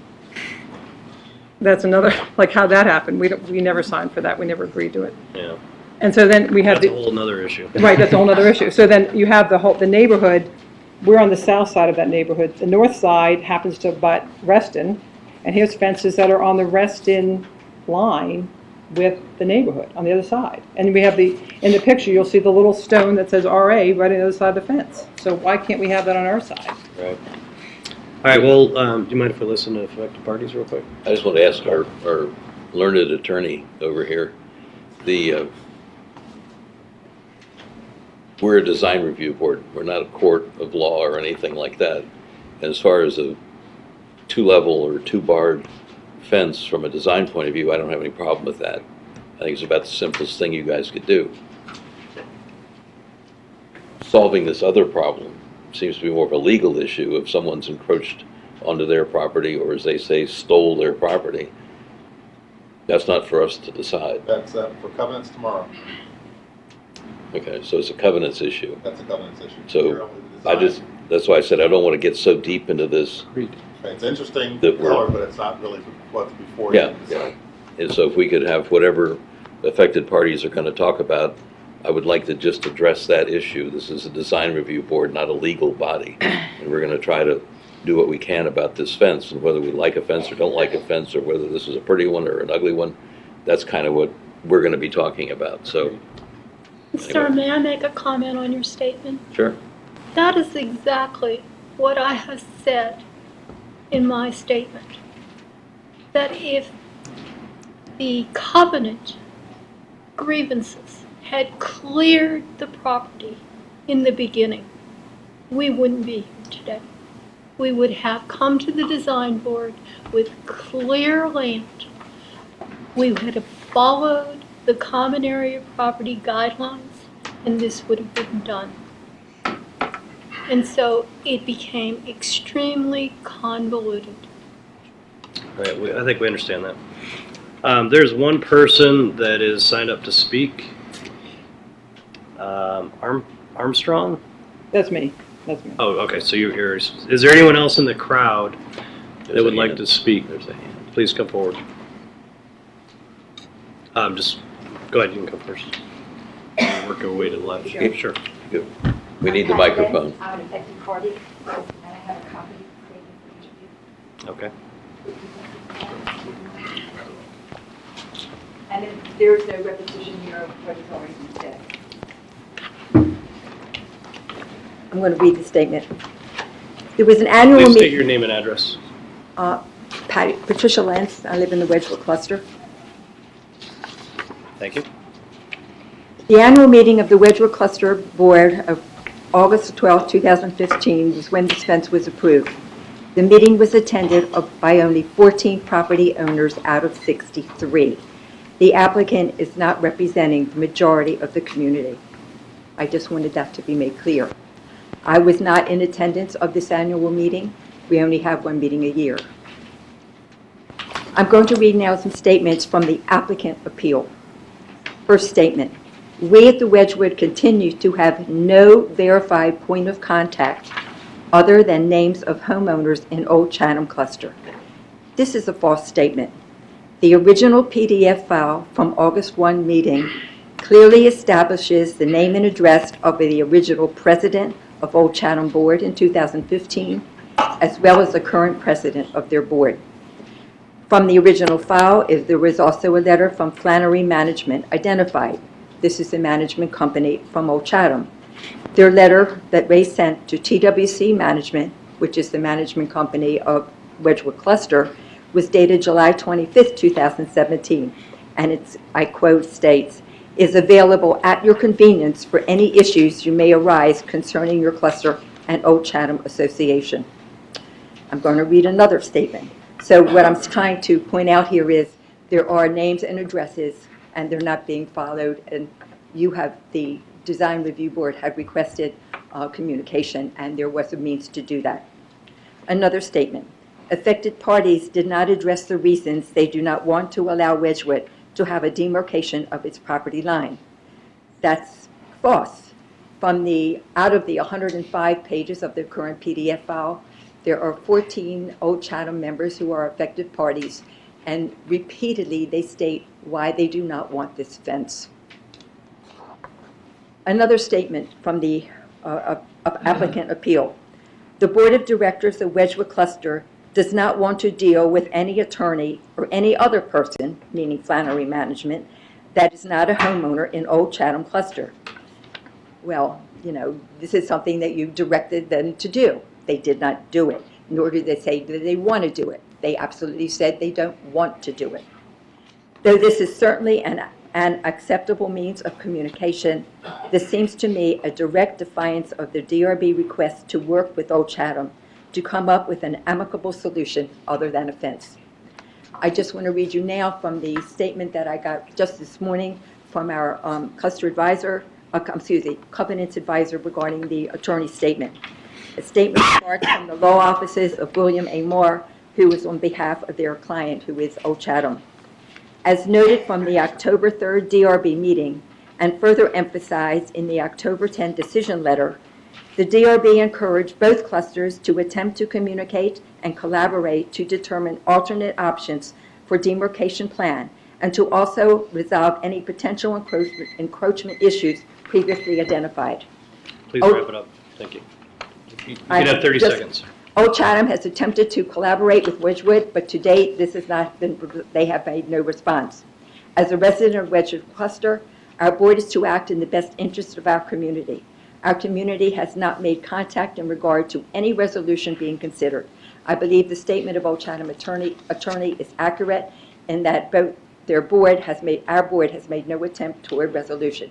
To conclude, I only hope that your decision remains the same, that you will decline the application of a fence as a final decision, which I believe is in the best interest of both clusters. Thank you. Thank you. Yes, sir. John Eastman, 1284 Lamplighter Way, Old Chatham. And a couple of things. The pink fence that was up was put up by our cluster in order to identify where the line was so we could work with people in our cluster to make sure there was no encroachment. I was a professional surveyor for 8 years. I'm certainly not going to say that I'm absolutely sure we got it right, but we put the line where all of the metal bars were. Pretty darn sure we got where it was. I took it down this week. Until I got this, I didn't realize it was a problem. We just had it up to make sure that people weren't encroaching. There was no plan to ever keep it there permanently.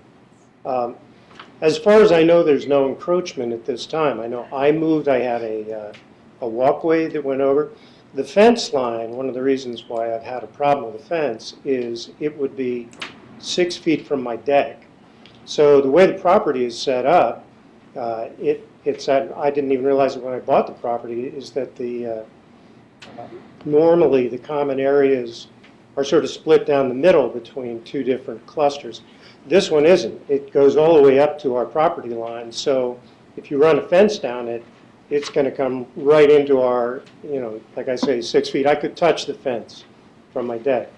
But to me, the point was always that there was I had pictures if anybody wants to see them.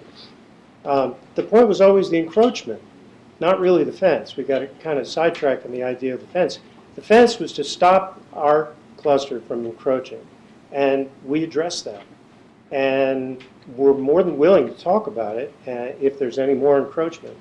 And we just really would rather there not be a fence because visually it would be unattractive.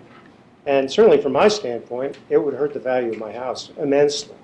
I wouldn't have bought the house if the fence had been.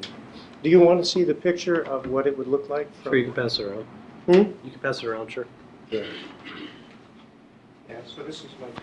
And that's just sort of a mock-up of what it would look like.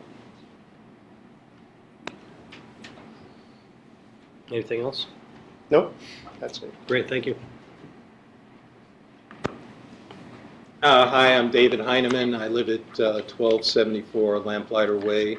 I'm an affected party, and I've got more pictures. This is a picture of my backyard from my kitchen window, and the very primitive artwork in gray is my depiction of where the fence would be. And very simply, my deck, where my deck ends, the fence would be about 10 to 15 feet from the back of my deck. The back is, the fence is in no way, shape, or form near any Wedgwood structure. As a matter of fact, bordering my property, there's a fence, and then there's about 25 feet of woods, and then it's about 40 to 50 feet to the nearest Wedgwood structure. So by putting this in this fence, they'll never see it, but it's right there at the back of my house, and that's why I don't want it. You should know that Wedgwood has lodged encroachment claims against certain of the homeowners, and that the Covenants Committee has been out multiple times, the last time on Monday, and I was there with them to look at the encroachments. I don't know what new information they have, but if it can't be, I think you should hear what the Covenants Committee has to say in their hearing tomorrow before you allow this, what I think is a rather silly process, to go on. So I would ask you to hold off approving the appeal until the Covenants Committee meets tomorrow and you have their opinion as to whether there's encroachments or not and whether these encroachments matter. I can tell you on my property, and you're looking at my encroachments, those are the holly trees that I planted on their property inadvertently. And in 2011, when this all started, there were a couple of other hard encroachments that we removed immediately. I said to him or her attorney, I don't want to remove the plants. There's no other encroachments. We've tried to do our best. I believe we've tried to engage with them. They've said they didn't want to engage with us. I would ask you again, hold off approving on this. It's just, you're carrying on a non-issue for too long. Thank you. Next. My name is Angela Loving, and I reside at 1243 Lamplighter Way. I am an affected party. I'm deeply concerned that we are here tonight at a DRB meeting to discuss covenant issues. In my opinion, concerns with any perceived or actual encroachment should be addressed in writing directly with the property owner and RA Covenant staff. This should be done in a timely and professional manner so that concerns are addressed promptly and professionally. I don't understand why we're here. The summer of 2017 was the first that I saw an application for a fence. But the 2 times I've been to this hearing, I've heard that this has been an issue since 2011. I too spend countless hours maintaining my house and improving my community. I served on the board and spent hours in my own neighborhood. So I don't understand. That is what you do when you volunteer to serve. I dealt with many issues as a board member and as a committee issue. That's just part of leadership when you step up. I also disagree that the RADRB processes were applied somewhat arbitrarily. Wedgwood Cluster, the application for a fence involves both their common area and individual residential properties. Because there is no RA land or Old Chatham common area to serve as a buffer, two sets of guidelines are involved in this fence application: cluster housing and cluster common area. And those two guidelines involve two different fence designs. We've already talked about the fluorescent plastic pink ribbon. Please do not consider that a new encroachment. That was put up. I went out in the summer. I got eaten alive by mosquitoes because my property doesn't abut the line. I wanted to see what was going on, because at the meetings, when you talk about encroachments and they call us thieves, when I went, I saw a few sticks and a couple of hostas. So I truly do not understand when we come to these meetings and they slander us and they tell you we're horrible people and there's a hosta. Additional concern: as you consider this important decision, please remember that you're setting a precedent for using a fence to solve problems. I too want a fence. Lamplighter Way in Old Chatham is a private road, yet numerous people, including neighbors from Wedgwood, every day trespass through our neighborhood in order to reach the RA path in the woods. Sometimes they are good visitors. Many times they leave litter, or their dogs leave little brown presents and urine burns on our front lawns. Can you please wrap it up? So if you're going to approve a fence to solve perceived or actual encroachment concerns, please remember that I also want a fence to solve trespassing issues. And I will be watching this decision very closely, because I will submit an application for a fence if this is how we're going to solve problems in Reston. Thank you. Thank you. Is there anyone else? Yes, sir. My name is Bill Marr. I'm the attorney for Old Chatham and was asked to speak on their behalf. I guess my first point is, and you've heard rather eloquently from a number of the affected parties on Lamplighter, they are all owners and members of Old Chatham, and they have made it very clear what the impact of this type of fence would have. And I think the picture that they showed you, which would superimpose what's proposed fence on the neighboring properties, gives a pretty good indication of what that would look like. And I think, going back to what was decided by the DRB panel, that fence, which you've seen a picture of, failed to meet the requirement that fences are unobtrusive and have minimum visual impact on surrounding properties and the open environmental character of Reston. That's what that decision said, and I would support that decision, and I think you all ought to support that decision. I know you wanted to give, I think, the applicants a benefit of the doubt, but I think you've more than heard from neighbors and others. This application was submitted on July 17th, I believe, of this year. You've heard a lot of history about what happened back in 2011-12 going forward. We couldn't talk to the association. It's been made clear, and it was made clear tonight by one of Wedgwood's own members, that Old Chatham has made repeated attempts to communicate with Wedgwood, is more than willing to try and work through any issues that exist and reach a successful conclusion if there are any obstructions or any overlaps onto that property. The fact is there are no overlaps. The fact is that there was a boundary tape put up along the property line so it made clear as to everybody exactly where that line was. That's it. I think your decision tonight ought to be to basically re-adopt the decision of your panel and move forward.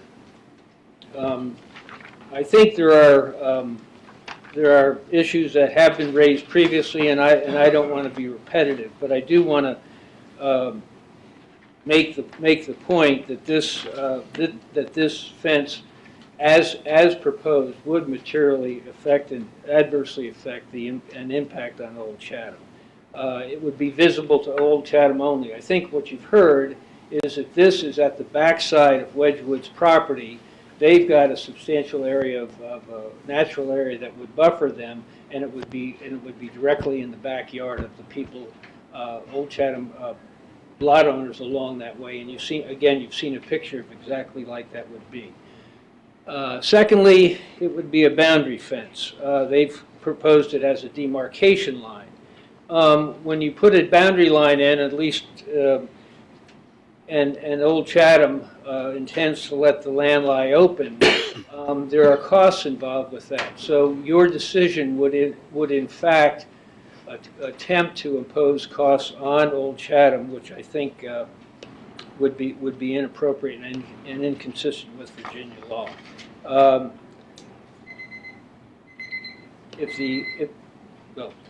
In summary, I think you've heard from other members of the community.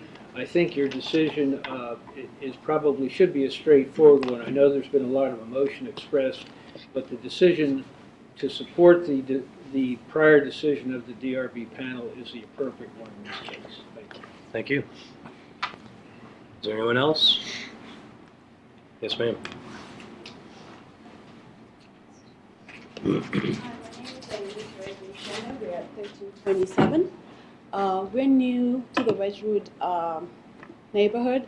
Our concern is on the encroachment, but the issue at hand, the fence will be on our side as well. So as one of the gentlemen from Old Chatham said, if we had known there'd be a fence there, we would not have bought the property. So our concern is that we find a way to deal with the issues of encroachment without having the fence, because it will definitely affect the value of our property and our view. I just needed to say that because it's important for us that we also consider the new people coming in. We need our property values to be retained, and I don't think the fence is going to do it for us. Thank you. She's from Wedgwood. Is that right? She's from Chatham. You're from Wedgwood or Yeah. Chatham? Wedgwood. Wedgwood. Okay. Is there anyone else? Okay.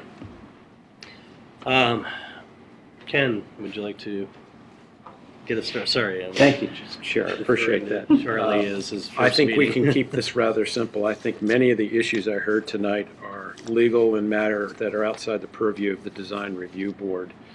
Although I am sympathetic, and normally I would have some comments to make on those matters, but I think that's better handled by covenants, and I suspect the way the parties are going, it'll probably be with their attorney, which is, I will make this comment, terribly unfortunate to happen in Reston. But putting that to the side, I'm looking at the opportunity to put a split rail fence between the properties. Part of my concern does have, while in general I think I could see I see nothing wrong with the fence, but I'm always leery of fences and open spaces, and I do seem to lean towards this perspective that there is an open space between these two properties, the two clusters.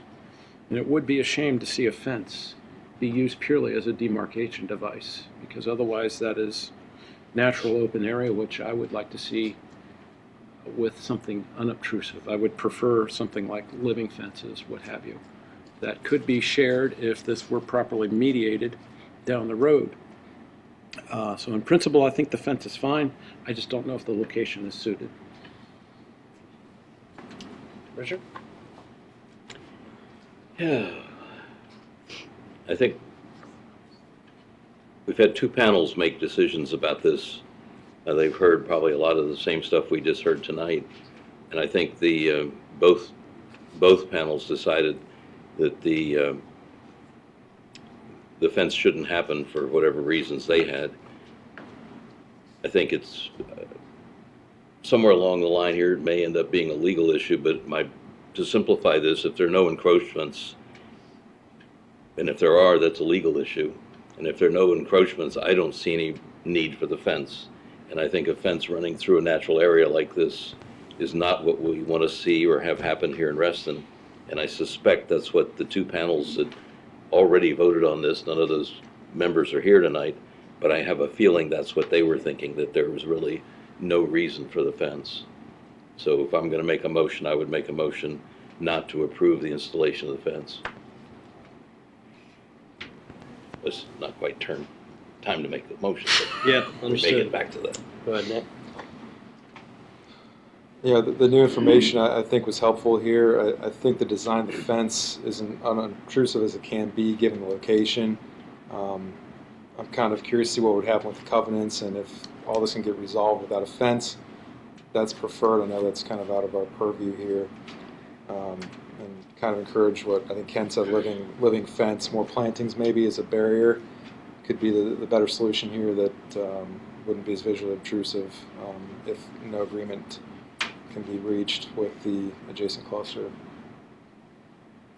Charlie. Well, my concern is I think that there needs to be decision by covenants if in fact there are encroachments before we justify whether or not there needs to be a barrier. If covenants does not find there are encroachments, there would be no reason to put up a fence.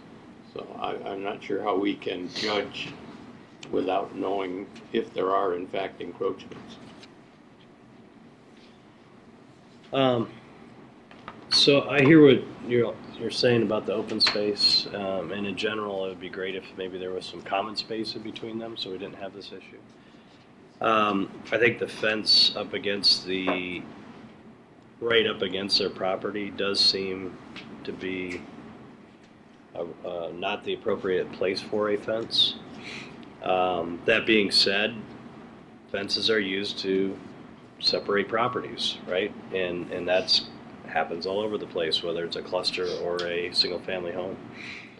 And so, when someone wants to put up a fence, we consider that, and it's usually tough, right? Because one side wants it and one side doesn't. And so this is typically a tough discussion.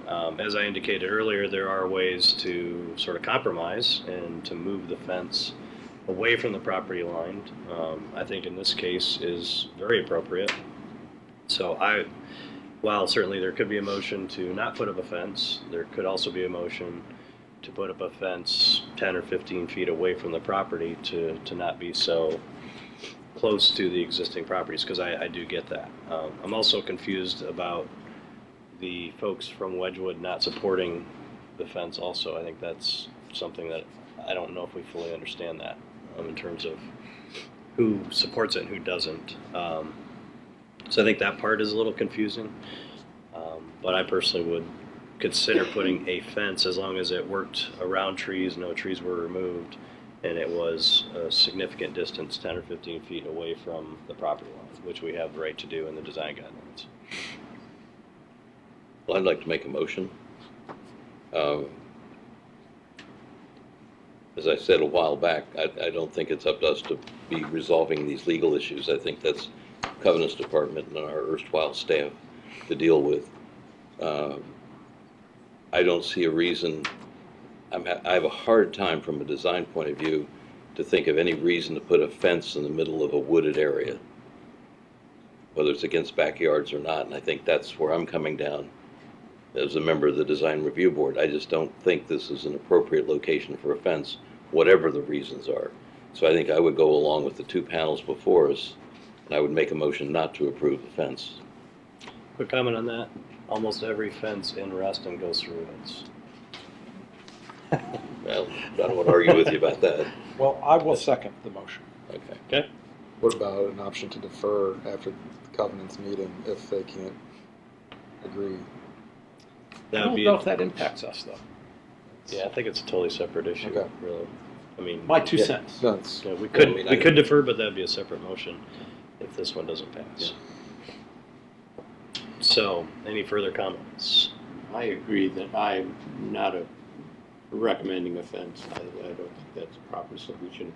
It does have a very big impact on the houses that are close by, and certainly there's got to be a better resolution. Any other comments, Nick? All right. Motion and second. All in favor? Aye. Opposed? Motion carries. No offense.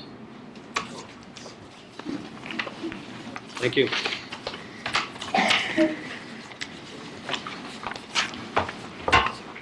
All right.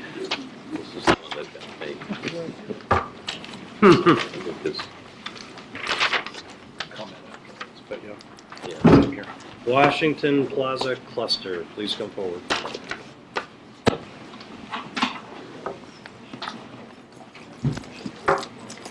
Thank you. I think it's going to, this is like tomorrow. Yeah. It probably goes.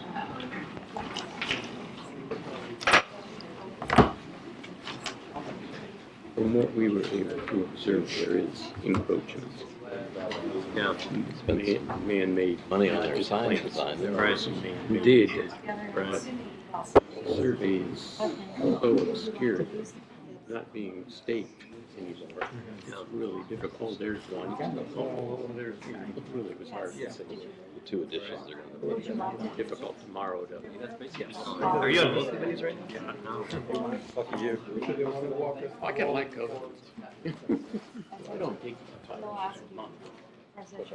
And there's no review. Oh, that's- You- Can you go to the end? Mm-hmm. Still the plan. Start with that.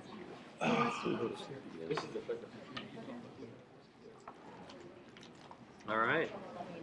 We'll set that. Thanks. Are we ready? I think Okay. we are, if you are. Yes, please. absolutely. Could you I'm please Jeff. state? Go ahead. My name is Jeff Hurwitz. I'm at 11459 Washington Plaza West, and I'm president of Washington Plaza Cluster Association. I'll let my colleagues self-introduce. My name is Gerald Rankin Galloway. I live at 11461 Washington Plaza West. I moved to the cluster early 2016. John Lewis, 11437 Washington Plaza, and I'm a member of the board of the Cluster Association. And we are here tonight to request approval of replacing our various signs throughout the cluster. They're quite old. Some of them are in different states of disrepair. So we've been working on this as a cluster for a good part of the year, led by Gerald to my left, your right. And during this time, we decided to hopefully take some innovative approaches. One, during this period of time that we were working on the signs, Washington Plaza Cluster, along with the Lake Ann Village community, was designated a National Historic, a member of the National Historic Registry, which we are quite proud of. And that led us to look at maybe a different way to approach our new signs rather than have the same boring old signs that we had. We commissioned a local artist who owns the Washington Plaza Art Gallery and Studio. It's a Reston Art Gallery and Studio. Reston Art Calls Gallery. herself Rags, as a matter of Rags. fact, Pat McNamara, who some of you may know, and she did some artwork for us, which we were able to include in the new signage. We have a very, very long and tedious presentation, which we'll be happy to run through for you if that's your preference. And Gerald can lead that discussion as our project leader. But we are here to ask for permission to replace the old signs throughout the cluster. And the number, Gerald, is about 25 or About 30? 27. About 27 signs with our new signs. So with that, I will... Well, before you go through it all, I'll just throw it out there to the board. Unless you guys have major concerns or issues that seem pretty clear-cut to me, maybe there's some questions or comments, but I don't know that we need to go through the whole... I'm sure after all the time you've spent, you guys would like your day in the sun and, No. We watched one. Okay. The last one No, was but enough it's, for us for a while. I went through all of this, as I'm sure everyone else on the board has. I think the signs are beautiful. I mean, I must say, they're done very well. I think, are you gonna have to go through the Fairfax County Architectural Review people to do this or not, you know? I've been told so. Not that we've been advised. You might want to check on that, whatever. No, but I don't have, I think it's a great sign package. And I know we're not crazy about having 1 million signs everywhere, but I think these are tasteful. I mean, some of the ones are actually informational, don't park here, or, you know, that kind of stuff. So, no, I don't have a problem with this. I don't need to go through it sign by sign. Living adjacent to it and knowing that many of those old signs do need to be replaced, especially the homemade ones, I was very impressed. Very impressed. He knows. Yes. Cool. For the Washington Plaza cluster with the graphic, how's that going to be on the sign? Is it going to be printed? Is it a carving? Is it 3D printed in plastic? On PVC, Mm-hmm. which is actually considerably more expensive and more durable than the previous sort of plywood that we had. Mm-hmm. And as far as I can determine, the last time this was actually done was 21 years ago, and it shows on the sign. The artwork is printed on the sign. Yes, printed on the sign. Printed on the Yes. sign, on the Yes. PVC. Yes. It's Yeah. kind of embedded. It's not, someone can't rip it off or. No. Okay. No. Durability is one of our prime factors. Part of the sign. Thank you, Charlie. No, I reviewed it. I thought they were very well done, very tasteful, so I think they'll be a great addition. All right, I'll make a motion to approve as submitted. I'll second that. All in favor? Aye. Aye. Opposed? Thank you very Great much. presentation. Thank you. Thank you. Well, this is the prime Lake Ann artist, Pat McIntyre. We're really proud of the work she did on Yeah, this. she did a great Yeah. job. Thank you. Well done, guys. Thank you. Thank you. All right, 2457 Freetown Drive. Please come forward.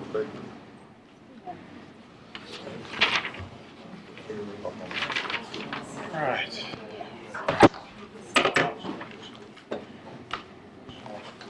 Please state your name and address. Good evening, Joe Arnold, 2457 Freetown Drive. Applicant.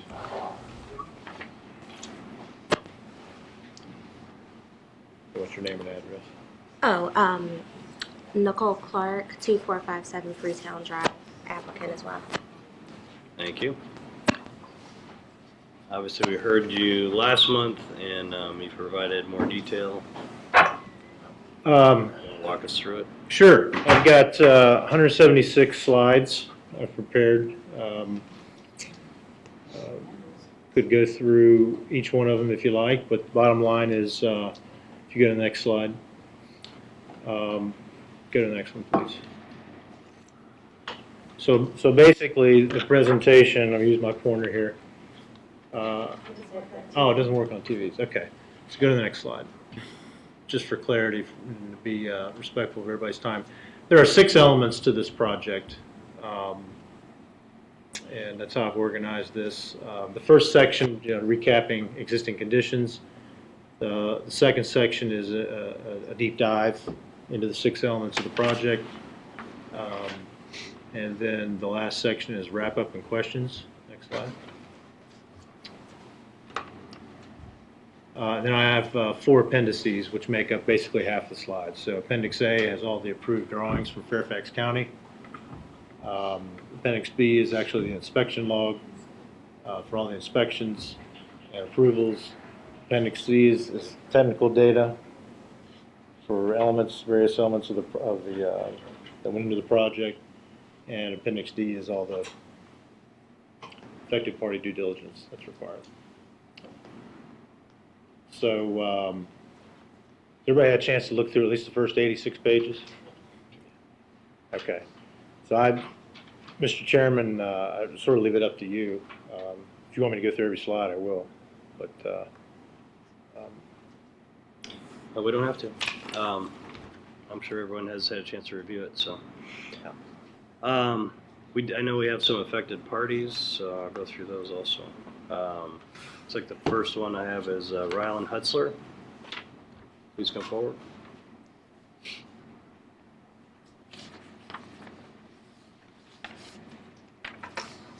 So I attended, I'm Ryland Hutzler. I live at 2512 Freetown Drive. I attended this meeting last month on what appears to be the same application for this property. At that meeting, I heard a few board members refer to this as a tragedy since the building has been built and the rules were not followed. I respectfully disagree. The property owner is a licensed contractor, certainly knows the rules. So this is not so much a tragedy as a problem of his own making. I watched this addition be built on my frequent walks around the neighborhood with no regard to the rules and apparent what are you going to do about it attitude. So I asked the board again to disapprove this application and prove to us that Reston Association actually can enforce the rules. Thank you. Thank you.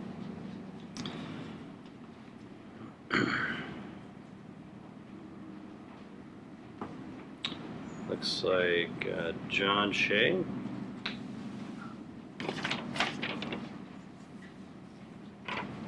Yes, John Shea, 2452 Freetown Drive. So first I'd like to say I sincerely wish that I could have welcomed the Arnolds to our neighborhood. I believe sometimes in life it is better to seek forgiveness than ask permission, especially in things that are time critical, and no action is worse than taking some action. This case is not one of those times.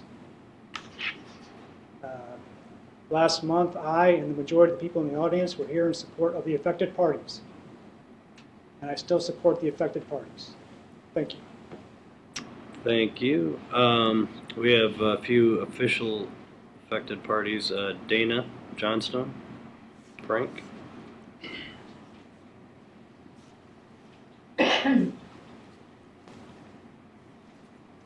Hello. I'm Dana Frank, and I still live at 2455 Freetown Drive, and I'm still an affected party. I'd just like to point out that we only received a portion of this presentation via certified mail. I've not seen all 176 slides. I can tell you from what I saw on the presentation that I received that this does not show any thought to the remediation to the encroachment on our property, which is why we were affected parties to begin with.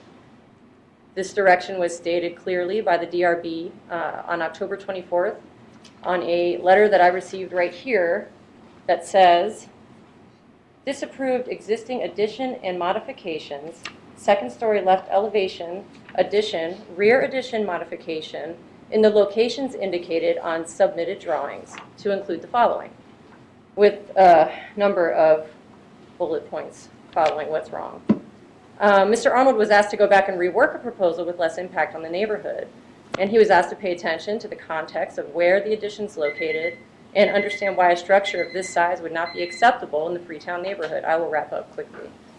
I wonder now how many times we're going to be here doing this.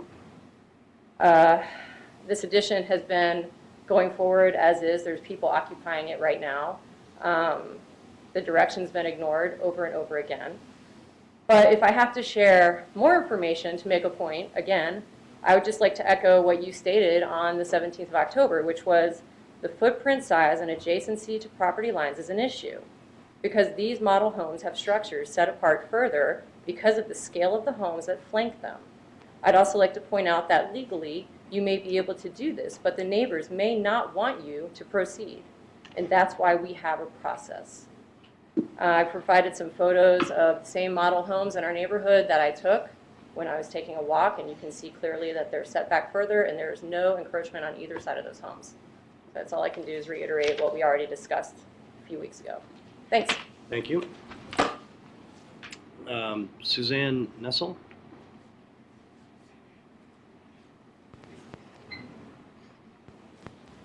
Yes, my name is Suzanne Nessel. I live directly across the street at 2454. I've had a 180-degree view of absolutely everything that's happened since they purchased this property. When I reviewed the new application, three things stood out in particular. One, they all prompted me to do a survey of all the homes in our 1974 neighborhood. First, that the shed roof matches the existing height and pitch of the house. It does not. It matches the end walls of our houses. The end walls are high, dramatic points. They exist in every one of the houses. I've taken a picture of all the houses on Freetown Drive. They have these end walls. They are very characteristic. So the pitch, as well as the height of this monstrous addition, is matching that, not the existing roof line and not the existing pitch. The second thing that made me do a survey was that they were setting a new precedent for our neighborhood. This is exactly what all the speakers spoke against in the last meeting. And lastly, that the family room patio was that they built on the existing patio. They did not. I called John Collego, who lived across the street for 20 years, and asked him what that patio size was. He says it was 9 by 10. The pictures that are in this application show a much deeper and much wider foundation for this monstrous addition. There are 30 homes of this style in the neighborhood. Every owner has retained the existing second-story master bath and walk-in closet. No one has altered the original plan. No one has expanded outside the original wall. All 3 bathrooms are interior baths, no windows, only skylights. All 3 baths, the original layout remains. Any changes have been limited to converting tubs to showers and upgrading finishes only. Every house has only 1 street-facing accent window on the 2nd level. Some homes have main level expansions on the rear facade and some on the kitchen side using the existing kitchen deck to enlarge that kitchen or add a screen porch like they did in my house. No additions whatsoever have occurred on the 2nd story side of a split-level home. 44 years in this neighborhood. As far as positioning on the lot, the homes have been uniquely placed forward and back from the next home. Some have shallow front yards and deep backyards like mine. Others have long front yards and shallow backyards. This allows everyone a side view of the green space as well as privacy from each other. It's a brilliant master plan. Each home was given a wide side landscaped side yard to enhance the green space views throughout the neighborhood to encourage wildlife and afford privacy. The photos that you have seen, I want everyone to look at these end walls. It's important. I have just a few more points. As 30 far seconds, as please. Well, the former view you've seen. The former view was unchanged since '74. It had a generous side yard, which I looked upon. The current view, all the front landscaping was removed within the first weeks of demolition, remains as it is. The overscaled addition went up in 3 days when RA was closed, impacting all nearby neighbors' view and privacy, and is currently in use. The shed roof does not follow the existing roof pitch as claimed. Instead, it follows the very tall end walls. The addition exceeds that patio, so that's not true that they use the existing footprint.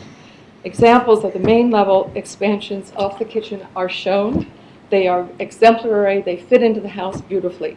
They only extend to that end of the kitchen side deck, which is about 3 to 4 feet off the end wall.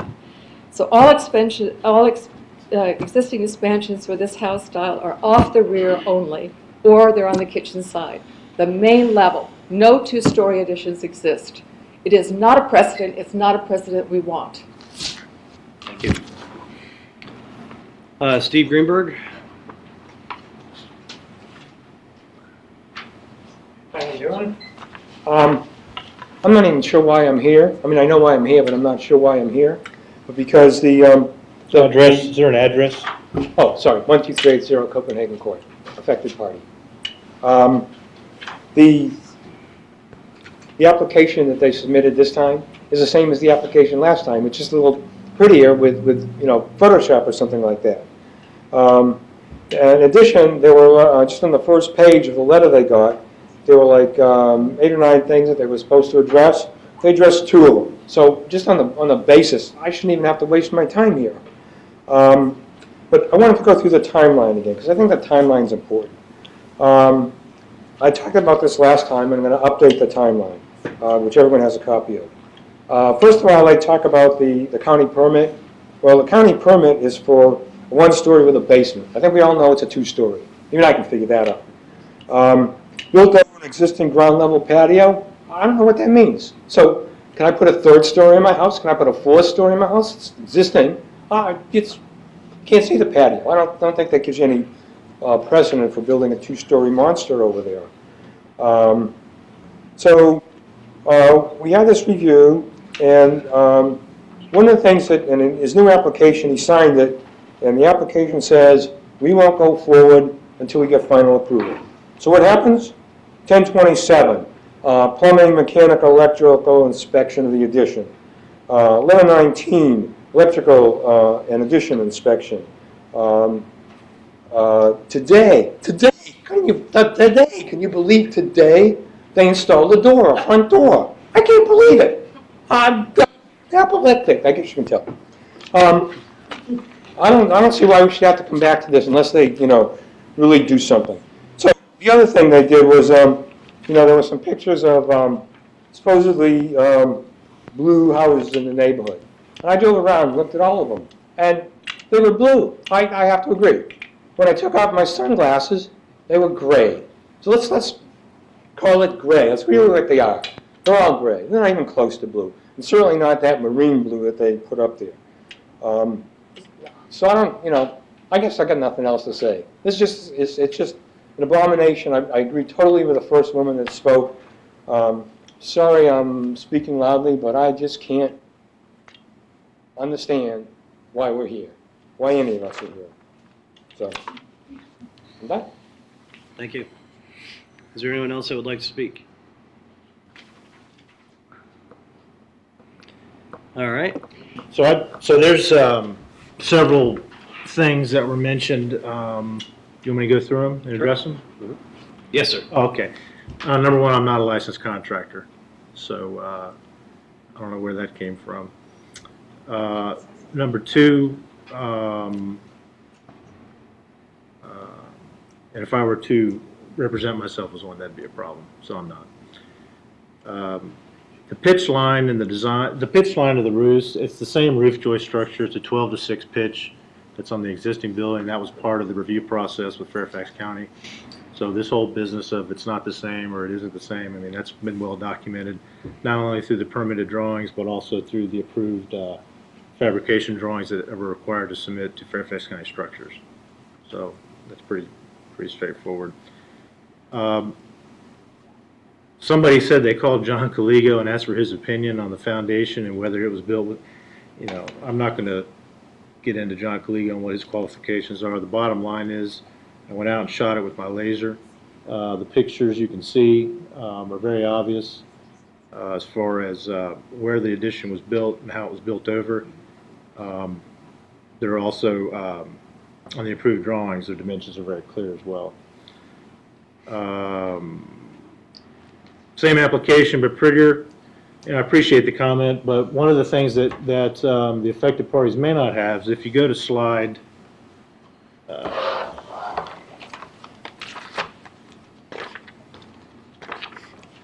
me 1 second. So basically starting on slide 55 and going forward, I've attempted to go back through and recap all the setback issues for a project that is, it'll just catch up, they'll catch up. These guys have seen it. This is a zone PRC facility, so there's setback requirements, so I go through and recap all those requirements, show that we're in compliance, show my laser shots, show my survey, and then I also, with slide 63, start going through the design guidelines, which, by the way, represents as an example in addition to a house that's, same sort of layout and configuration as to what we're doing. But really, for the benefit of the board and the people in the audience, one second. I made some good faith suggestions in terms of what I would offer to do to make everybody happier. On slide 84, if you want to go down.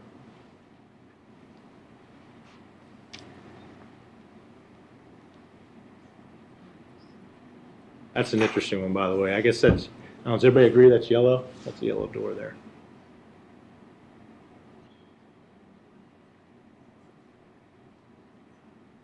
Their numbers are off. Yeah, just keep going. It's towards the end. I'm sorry, yeah, it's marked 84 at the bottom, not 84 on the thing, sorry. Yeah, so you're on 72 there. What are we looking for? Slide number 84. There we go.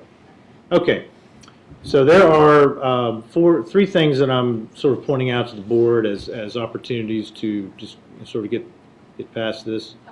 The first one, the original design that was approved by the county had windows that were facing west towards the neighbor's 2455 home.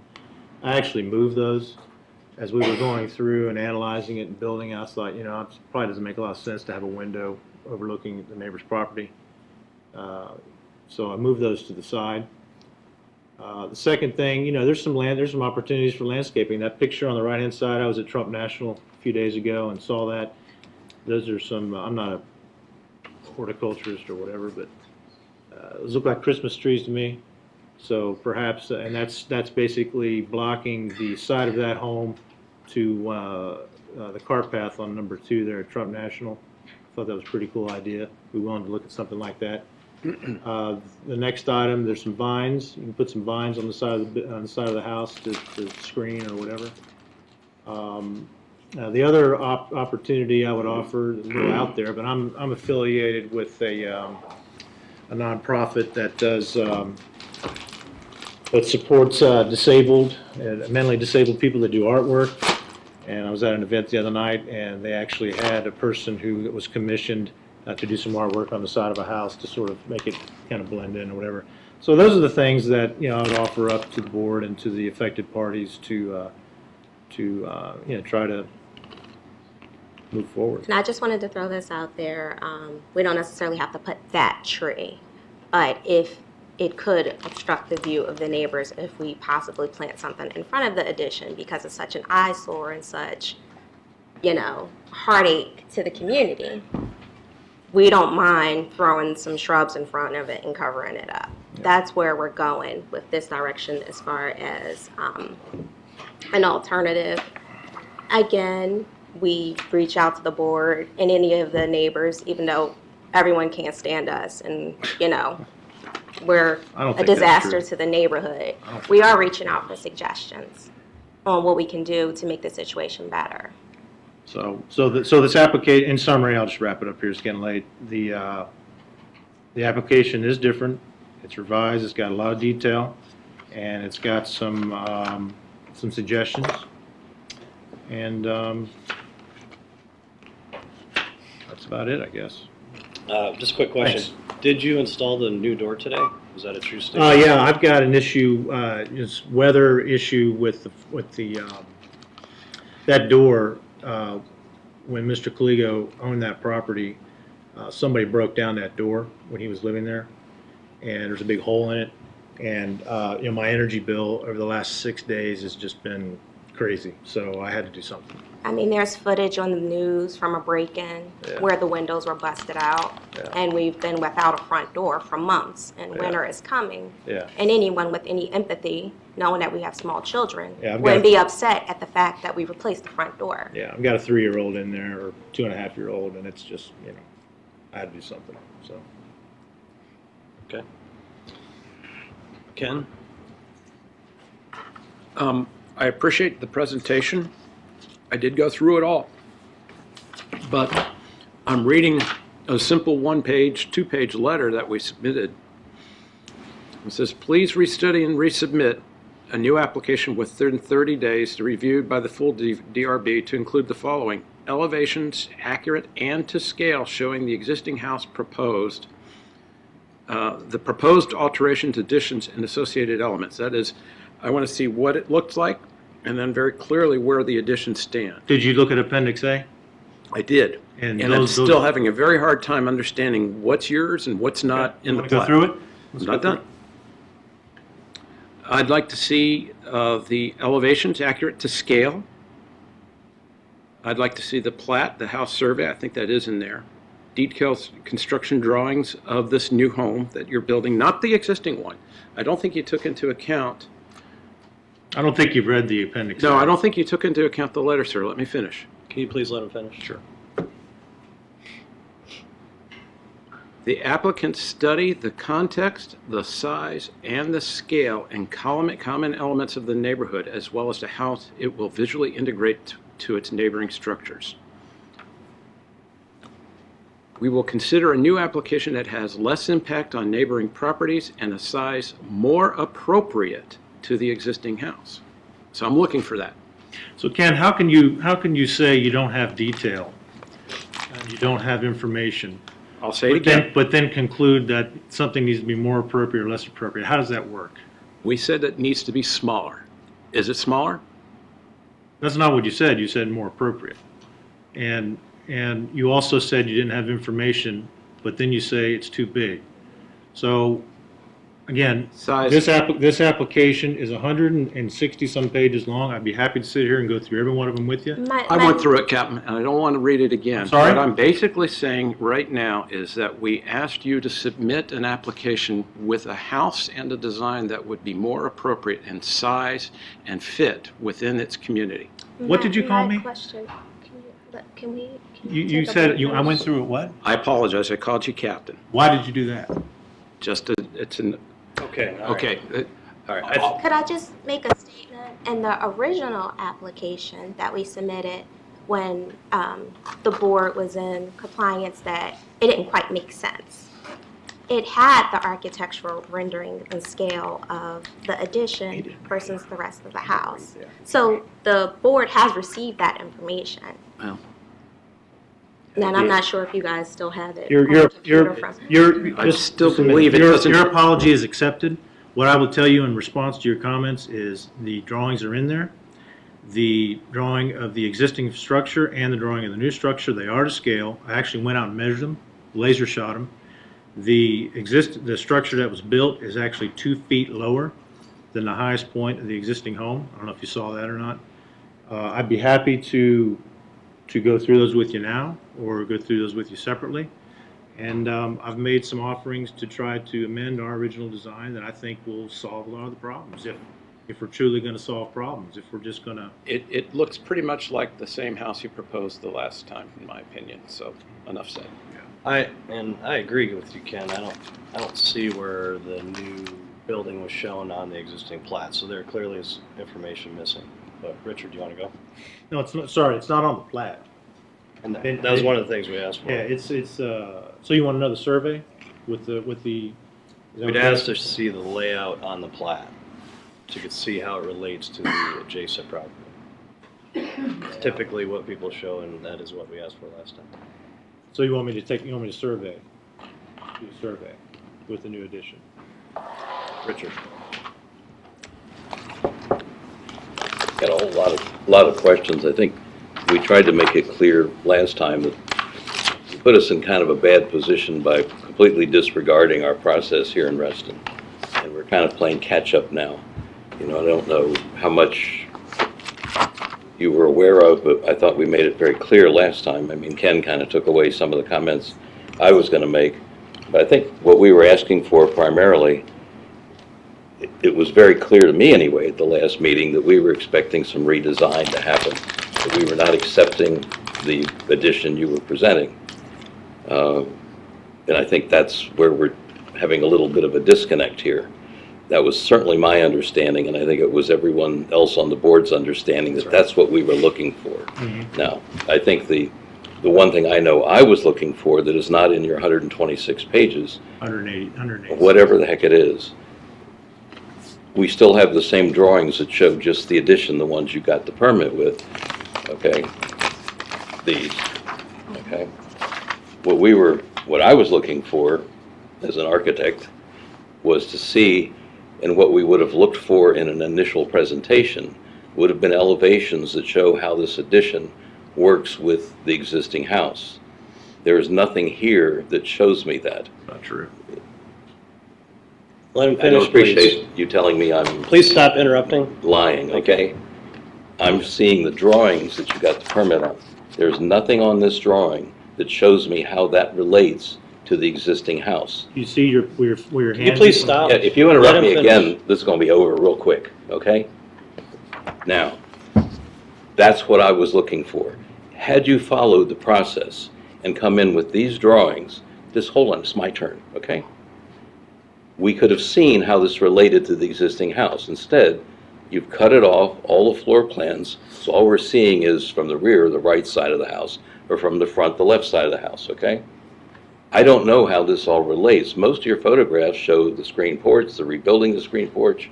There are a couple of photographs, such as this one, that show me where the addition is. If this was only done in drawings, there are certain things from an architectural point of view that I certainly would have thrown a red flag and say, this just doesn't work. I mean, the rear elevation of this addition is this huge mass of, where's that other photograph? It's this huge flat wall across here. From an architectural point of view, that to me is sort of a visual horror. And I think there are things like that that I think we certainly would have commented on, whether, I mean, all of your drawings show horizontal siding, you're putting in vertical siding. There are lots of little details that we were hoping you would flush out when we asked you to go back through, and the list that was on the letter that we sent you. I don't see any restudying done. I appreciate your nod of saying I won't put any windows in the sidewall. Okay. The 27 feet to the neighbor that you shot with your laser, okay, that's more than the 16 feet that the zoning allows, but it doesn't quite acknowledge how the massing of this addition impacts the neighbor. Distance is fine, but we asked you to come back with a new application that has less impact on the neighboring properties. You've changed nothing.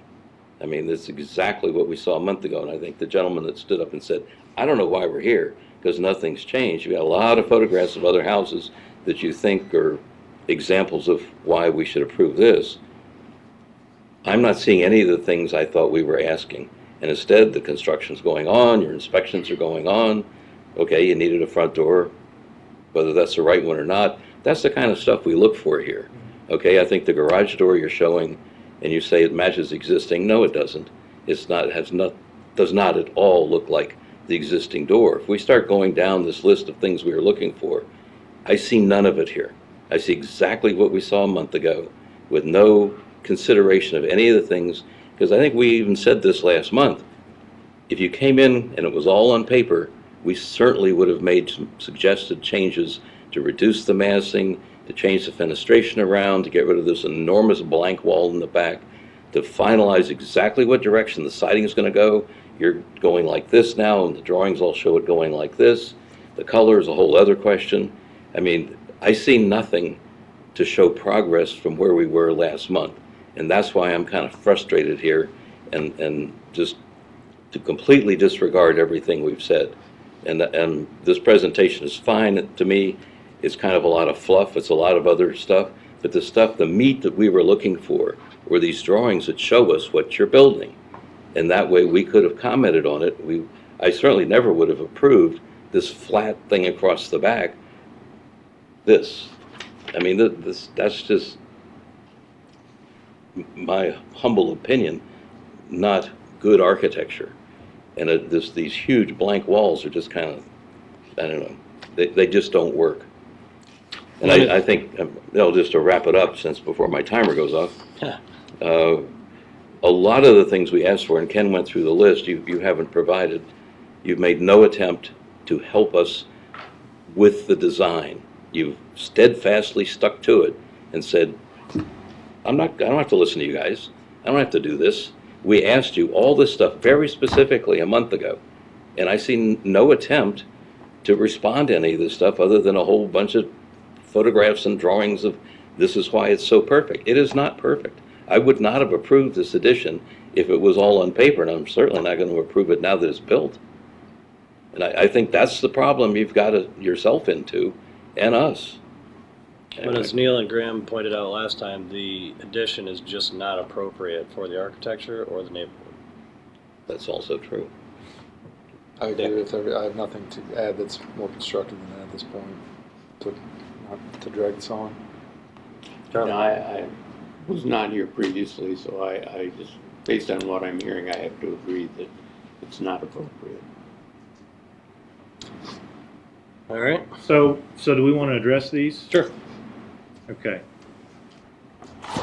All right. Slide 20. I think it would help us if you were a little more specific and would tell us how you're going to modify this addition so it alleviates some of our concerns. Can you do that? Alleviate your concerns. My obligation is to present a application that complies with the design review board guidelines. Right? It's not necessarily to make you happy or to make. Well, there's a lot more to it than just that of saying this dimension is this and so on. I mean, Okay. some of the Well, key words here are less impact, I size. thought I was going to go through this. I want to point some specific things out. I've gone through your whole presentation. I don't see anything that answers the questions I just asked. And I don't want to sit here and go through another bunch of pictures and say this is why it's fine. It is not fine. I don't intend to show you any pictures. What I want to show you are drawings. This is what you asked for, Okay. correct? These are the only drawings I've got. Which is what you asked Half for. of a house. Slide 20 is a drawing of the existing structure in plan view. It's, Okay? Okay. All right? You have an elevation that shows that whole side. I've got pictures. I've got better than drawings. I got pictures. Okay. You got an elevation or picture that shows the whole back of the house? Sure. With the addition? Sure. With the addition? Yeah. No, but I got drawings. You have a drawing that shows the whole back of the house in elevation? Let's see what I got. It was well hidden if you do. Yeah, if you go to Appendix A, I do not have the addition shown on a plat. I do not have that, so. Listen, the bottom line is, it's getting late. It seems to me that you guys have made up your mind. What I heard last time is it's too big, horrible architecture, you didn't submit any drawings, so whatever. So, No, and I'm not arguing with you. I think we asked for pretty specific stuff, and nothing's changed in your presentation. The design hasn't changed. Yeah. You keep building, and we're sitting here. I was hoping you'd come back and say, well, I looked at that rear elevation, which is now this huge blank wall, and I decided it might look better if I varied the siding. So I did some vertical here, and I left horizontal here, so it's not just this flat blank wall. That's my good faith offering. I'm willing to do something like that. Some Well, that's landscaping, what I was tree. expecting to have happen by tonight. Well, I and see that's- nothing. And that's in here. You didn't see the good faith offerings? I will go. Oh, I on saw the that. limb You're and gonna say take the that windows out of the There is side. no more construction going on. The door did go in today only because it's extreme temperatures outside and we need to protect I our understand family. that. I'm not No, arguing with you I about get that. what you say, which is up when you mentioned. But, there is constant harassment from the neighborhoods, They don't and care we're about under that. suspicion They don't that care about we've continued with construction. But we haven't. The bottom line is, we do an addition, and it has to be inspected. And yes, our house is being occupied because it's a part of our house. So for the comments to be made that we're continuing construction, we stopped construction. And half of our house has no exterior on it, and even some of it, and as you can see from pictures and things, there's tons of holes in the exterior. My question to the review board is, can we start working on the exterior so that it's not so much of an eyesore and we can get the T111 in its proper place and paint the exterior? I think, Because that was rolled in with the if presentation you had from made last some, time, so if you had everything made has to some stop. progress since the last time by restudying some of the points I've already made and show us how you're doing I what you will- can to comply, then yes, I think something like that could happen. But I see no forward movement And and I- no acknowledgement of any of the comments we made. Pretend it's not there, okay? And you brought these drawings in. You would have heard pretty much the same comments I'm making now, and it might have changed the design, it might have reduced the mass, it might have done all sorts of things that would keep your neighbors from being upset, that would look better architecturally. That's what we're here for, okay? No, I get Not it. whether, And none of the stuff we asked for last time has happened. I mean, none of the drawings, there's no drawing of the whole rear elevation of the house that we could say, oh, that does relate. You got one cross-section there that shows it's 2 feet lower. Okay, fine, that's a help, but I don't know what the rest of the house looks like along with that. I mean, the signature piece of these houses are these big angled wing walls, and I need to see how that all relates. And if we'd had complete drawings, if you come back tonight with complete drawings, we might say, boy, yeah, you know, that you could make this work, but I don't see anything. My one question is, we did initially when we first came into the Reston Association and we talked about the first initial application, we resubmitted more paperwork. For some reason, in our last meeting, I remember when we first started, she wasn't manning the computer, but our address had 2 slides. We only saw the first one. I know we uploaded more information about the exterior design. I'm not sure if you're aware of that, if you ever received it. But there was a little bit more Well, detail. some of the stuff, if you go through some of this, some of the stuff you originally proposed were the sort of 3-dimensional things, and I think that was in the package we got. Yeah. And then it was more info that was submitted, but I don't think it made it to the presentation. Yeah. Basically, we pointed out that the massing was more than the neighborhood would allow. And I think that would imply that you probably need to make some adjustments and come in with some new drawings to say, here's how we're going to lessen the impact. As my colleagues have said, it's great that you're within the zoning principles of being far enough from your neighbor and the property lines, et cetera. But it's sort of the equivalent, if I'm baking a 6-inch cake with a 9-inch pan, I still need to make a 6-inch cake. You know, the 9-inch pan might say you could go out to 9 inches, but that's, in terms of the remainder of the neighborhood, we're trying to say if you can keep it within the character of the neighborhood. All I've seen is a restatement of what was presented to me in October with more of the same thing. I haven't seen, here's how we made the adjustments, here's how we shortened this, here's how we took this addition away. You know, we're not going to put this on, or something to that effect. I'm not seeing any of that. Well, and the reality is the massing is on the side of the house, and it doesn't match the architecture. The unfortunate thing, it's already there. And it's already there, and it really should have been in a different part of the house at a different scale. Right? Right. All right. Care motion? I move to disapprove the application as presented. I'll second that. Any further comments? All in favor? Aye. Aye. Opposed? Abstained? Thank you. Okay, thanks.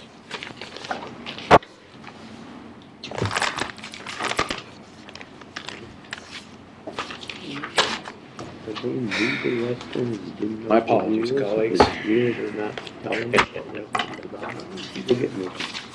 So, All right, I didn't have to talk as long, thank you.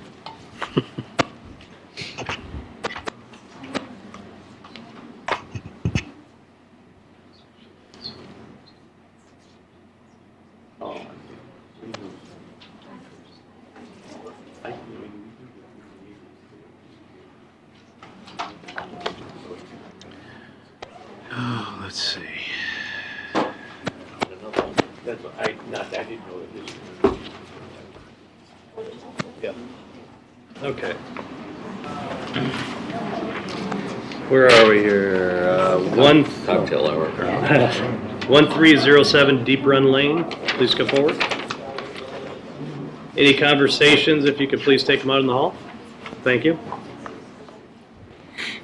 Hello? I'm sorry? No.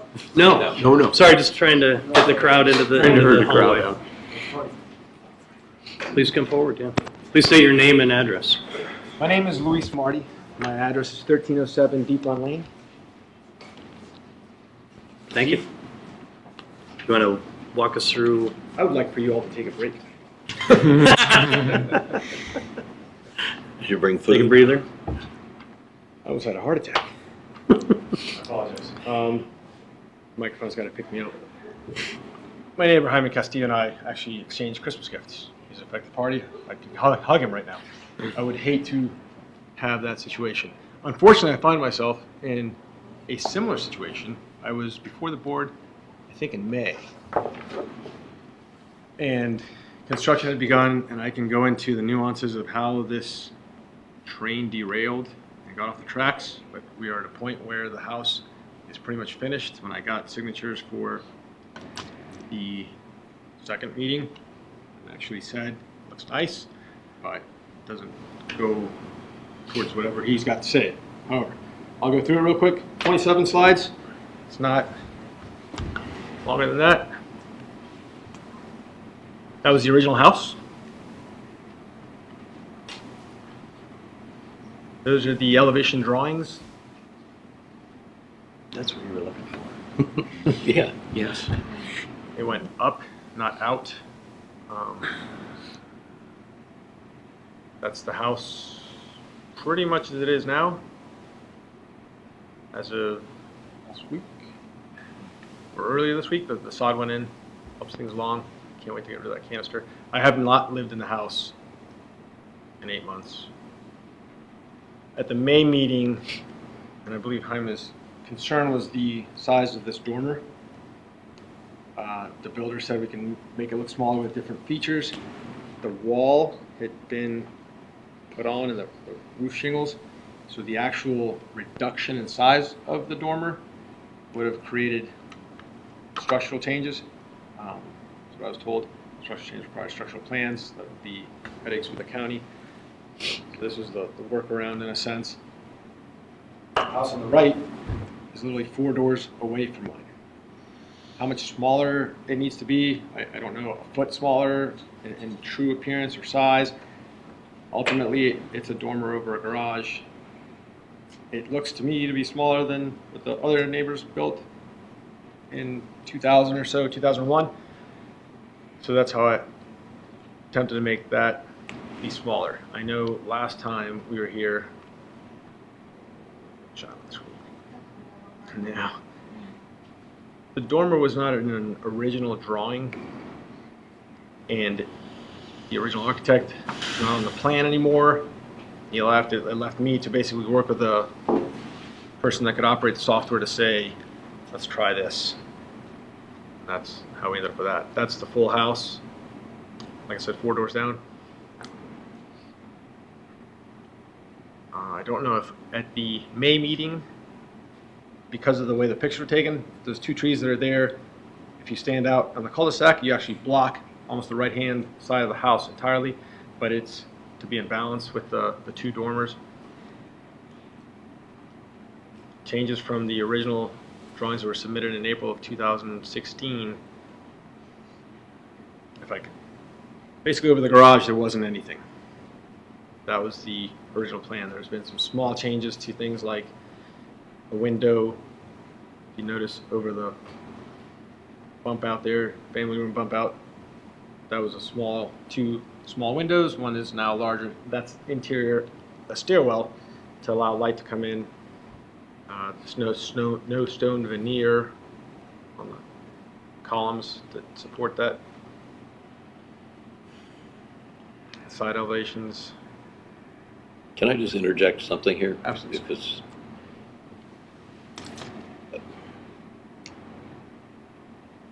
just me speaking here, but I don't think we're going to ask you to tear the roof off and start over again, tempting as that may be.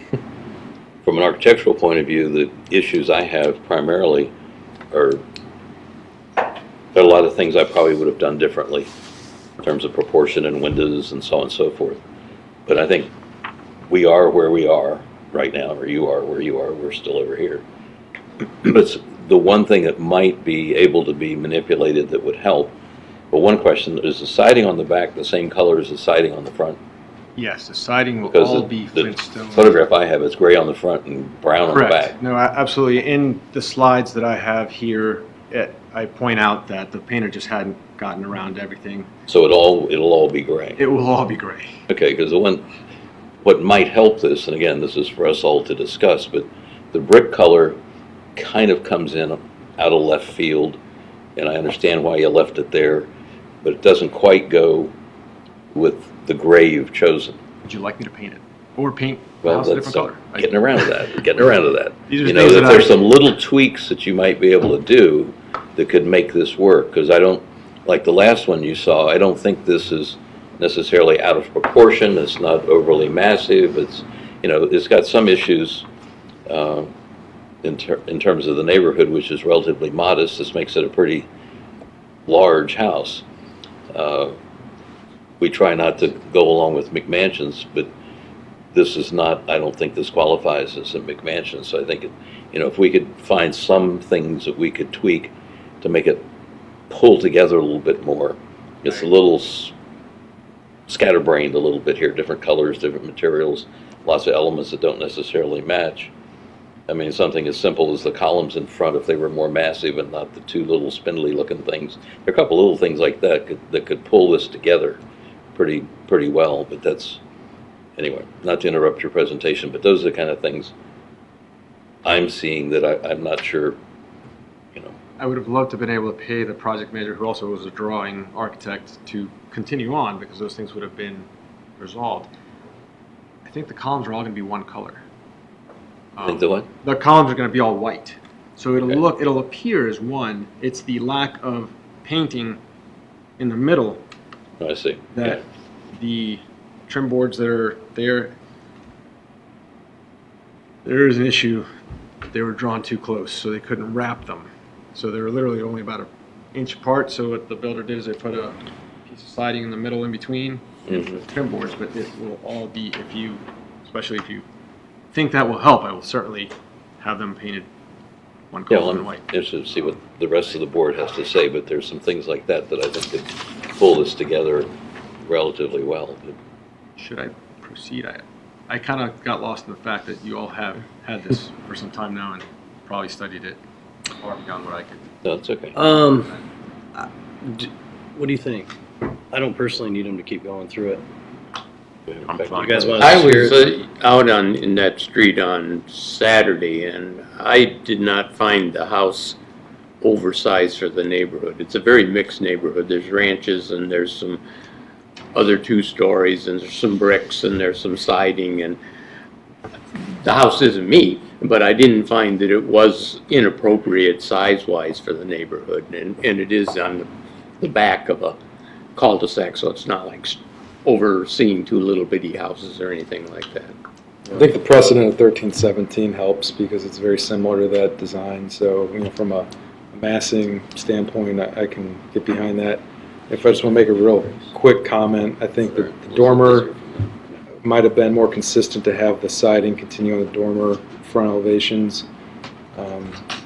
But beyond that, I don't have anything else to add to what Richard's getting at. All right, so maybe we should hear from the affected party real quick. Mr. Marty, is that right?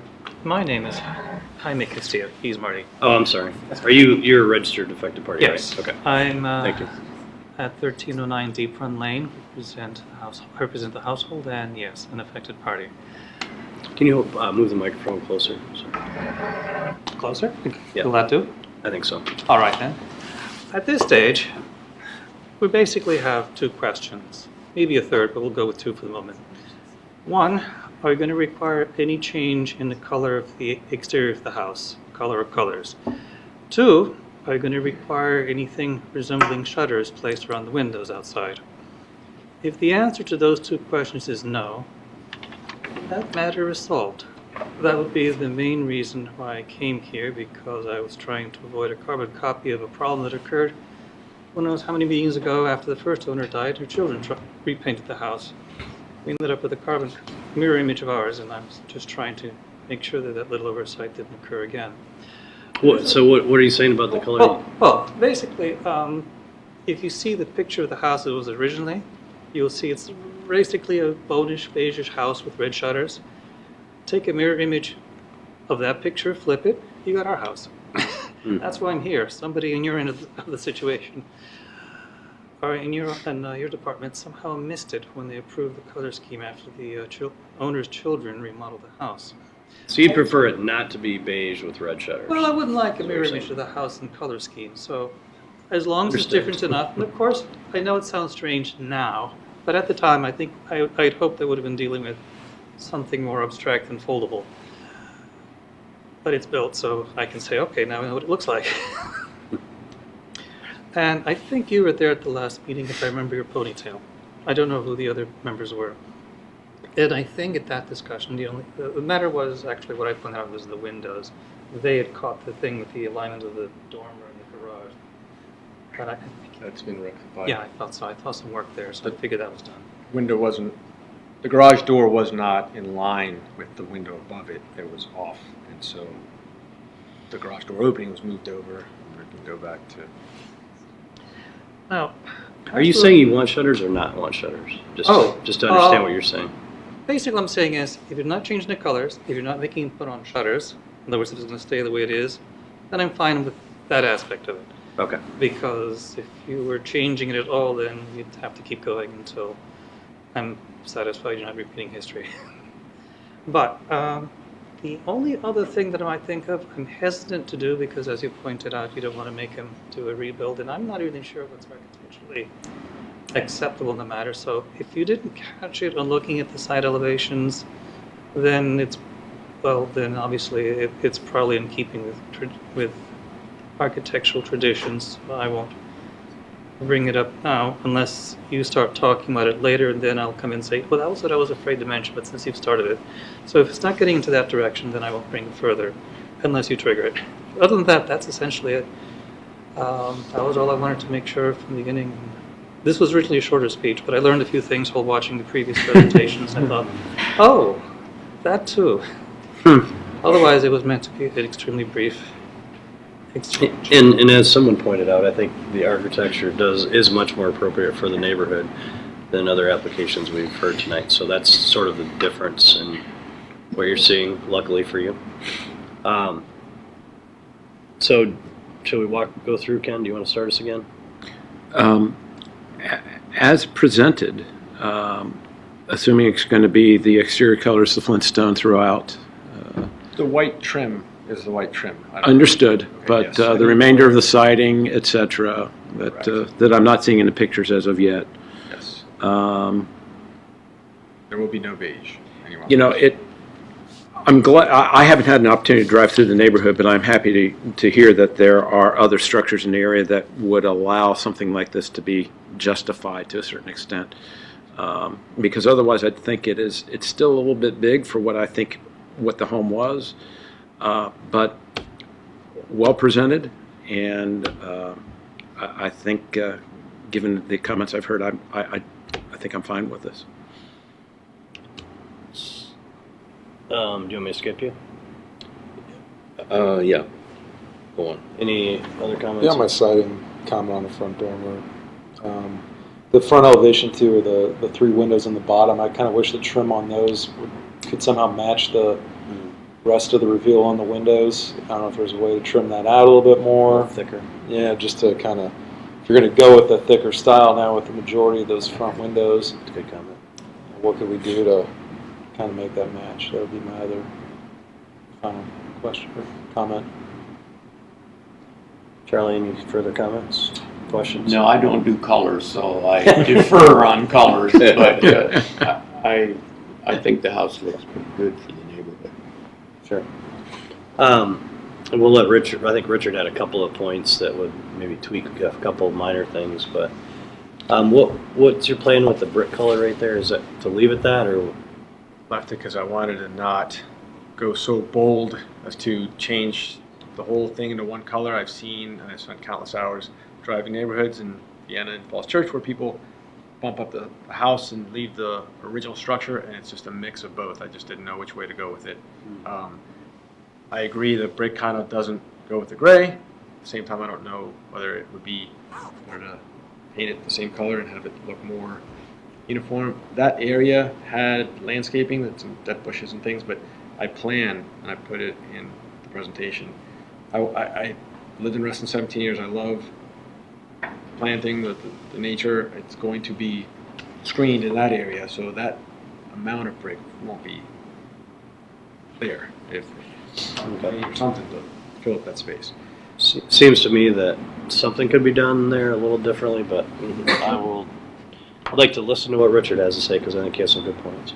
Well, I think that the whole style of the house has changed, so I think your comments about shutters and so on doesn't really work anymore, because that's sort of a colonial thing that's happening, and it's now a much more contemporary house.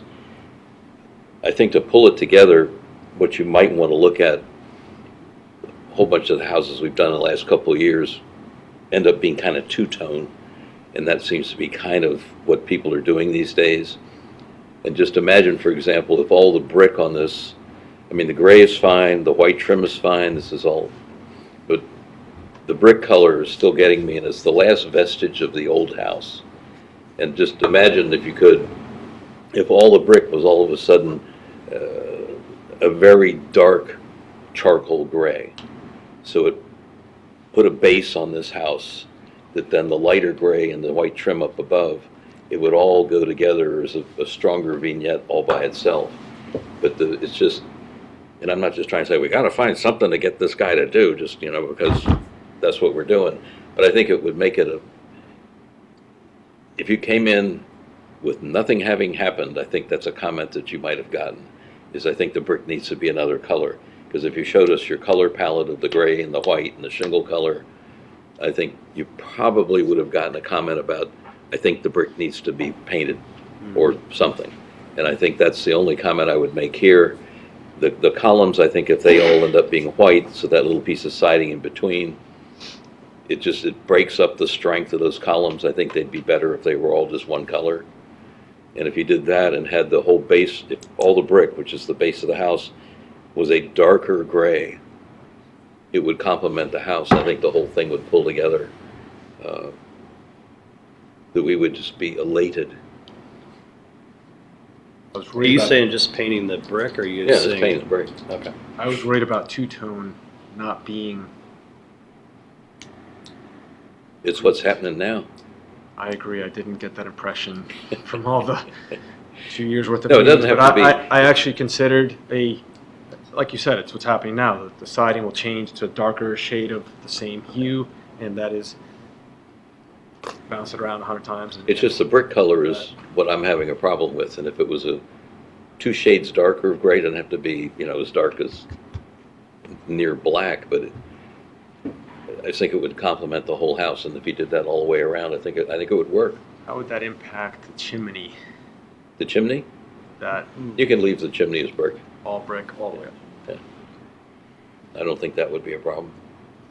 Because the body of the house is one thing, chimneys frequently are something different. You know, in this case, a brick chimney is a selling feature, so I wouldn't paint that. That's the only other comment I had. Yeah, I just noticed your gutters, particularly the one back by your back path, the steps there. You might want to advance to see where you're referring to. It's probably towards the back. Yeah, I'm looking.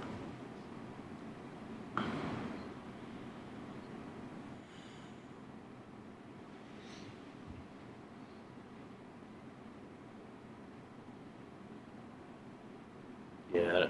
Back right. Keep going down, I think, into some more pictures.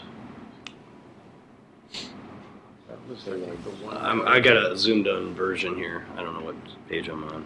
What are you looking at? He's on the one. There was one that showed gutter or downspout location or something, was there not? Yeah. Page 37.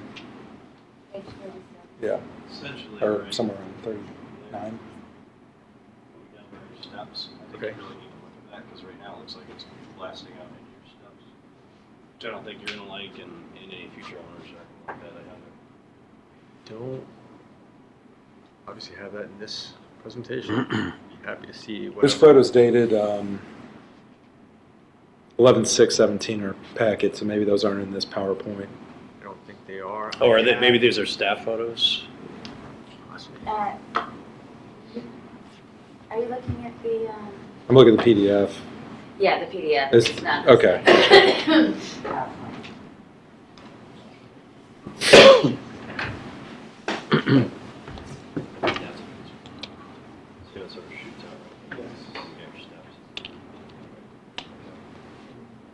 to do something different to bring it closer to the house? That's like a little area that we've had in the past, that's where the old white line is brick. Try and find the one.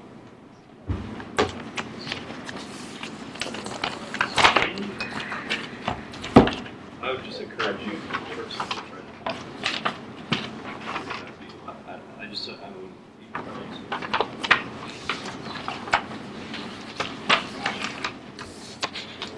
Someday. so I would encourage you to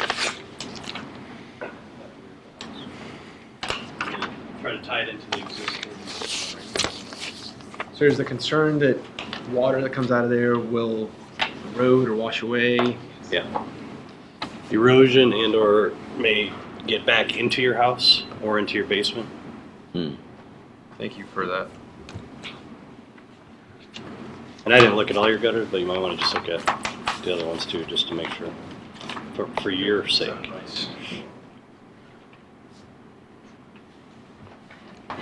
Otherwise, I agree with what Richard said. Okay, I'll make a motion, we approve the design is presented with the stipulation that the brick be painted a complementary gray color, say 2 shades darker than the existing gray that you've got, and to paint the columns solid white. Second. Can we add something about the gutter? Maybe. What do you want to add? Tied into the existing drain structure. And that the downspout on the rear of the facade be tied into existing drain system, whatever that happens to be. I'll amend that. Second.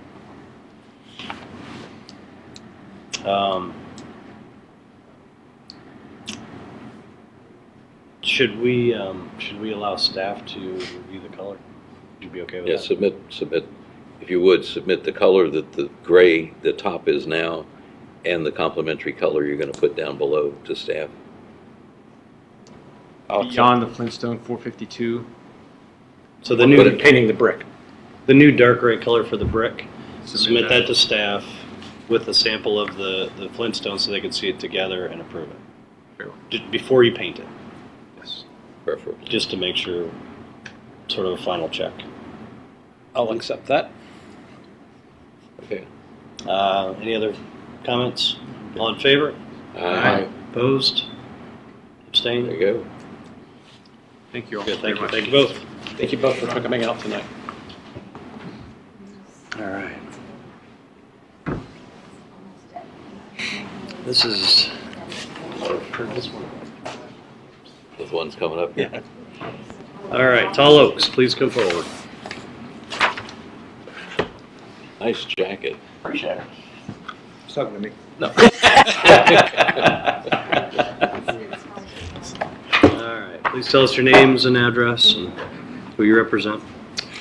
My name is Marshall Crown. I represent Lennar, which is the contract purchaser for Tall Oaks residential portion. And, this is Carvalho. Bruno Carvalho with CGLA Landscape Architecture. So be a little change of pace since we've been doing nothing but architecture tonight. We'll talk about landscape. So just to summarize what happened last time, we submitted a revised landscape plan, and we wanted to do a few more revisions to that, see if we could add additional plant material, additional trees, where there was some open space, pocketed areas throughout our site. So we went back, took a look at that, see what we could do. We're starting to get pretty cramped with some of the stuff that we have on site, especially as far as utilities and easements go, and we'll see that here in just a little bit. But some of the slides that we have, we've colored. I think that was part of the kind of the tough thing when we were turning it in, and when you see it on the slideshow, it's lots of little dots, and it's hard to tell what we have, what we don't have, and where we've added and where we've moved some stuff. So I'm going to turn it over to Bruno, and I can hop in and answer any questions that you guys have as we kind of go forward. We've seen this one a lot, with the exception of maybe Charlie. This is his first time, so. Okay. We probably don't need a whole lot of detail. Yeah. I don't think. Sorry, Charlie. No, I've looked through the drawings at home before, and I Here's approved. think the two areas we had talked about mostly, the continuing saga of as they front on North Shore Drive. Correct. And trying whatever we can do to make that look more forested is the Right. word. And I think I noticed one of your drawings here, you said you'd shifted over a sewer easement, so you get a little more area to stick a plant or two in there. We've tried. You've done everything Yeah, you we're can. trying to just move show a you lot of these- stuff in a very small area here. Let me just show these 4 slides here. They show the progression and how we've been working with you all to create more of that forested look, not only along North Shore, but also throughout the site. So the PRC plan, 183 proposed trees, but no existing trees being saved within the site. Then for our first ERP submission, we presented 183 trees, but we were also able to ship some things around and save 5 existing trees within the site. So we're already gaining additional canopy. That's when y'all made comment about, can you get more of that forested look along North Shore? After all, this thing is called Tall Oaks. And you call yourself a landscape architect, Bruno, so prove it to us. And I'm like, all right, fine. So we started looking at North Shore, and then some additional plantings, and starting to move some utilities around so we can get some additional plantings throughout the site. That also picks up, if you go back to that slide, on the north side of the site, along our boundary with the Tall Oaks Assisted Living. That was where we added an additional tree buffer there as well. We're trying to work with them as well on that. And then, Can you show us where the tall oaks are? oh yeah, we're getting there, man. So, here we are. We've added 32 additional trees. So yeah, so this last submittal, we added 32 additional trees for a total of 215 trees, including the 5 that we were saving. And we focused on trying to get every little inch of planting that we could along North Shore, especially in that one area that was discussed. So what this slide shows, and perhaps you guys have the handout, you can see a little bit more detail, how we are proposing several species of oaks that will be moderate to fast growing, and that over the years the canopies, will get past the elevation of the homes and really create that forested look that we want. And all the colors there aren't aesthetic. They represent all the restrictions that we have, obviously, in the site, right, with the sightline, utility easements, so forth. And then in the interior of the site, we've added additional trees. Of course, there's those color lines represent utility easements, so we're avoiding those. And we also want to create some open spaces for the residents as well, so it's sort of a balance of canopy versus open space. That was one of the concerns that we had heard too from Fairfax County, was that to make as much usable opportunity of the open space within that linear green, since there really aren't any actual front yards for people to use, they want to be able to make them more of a congregation area.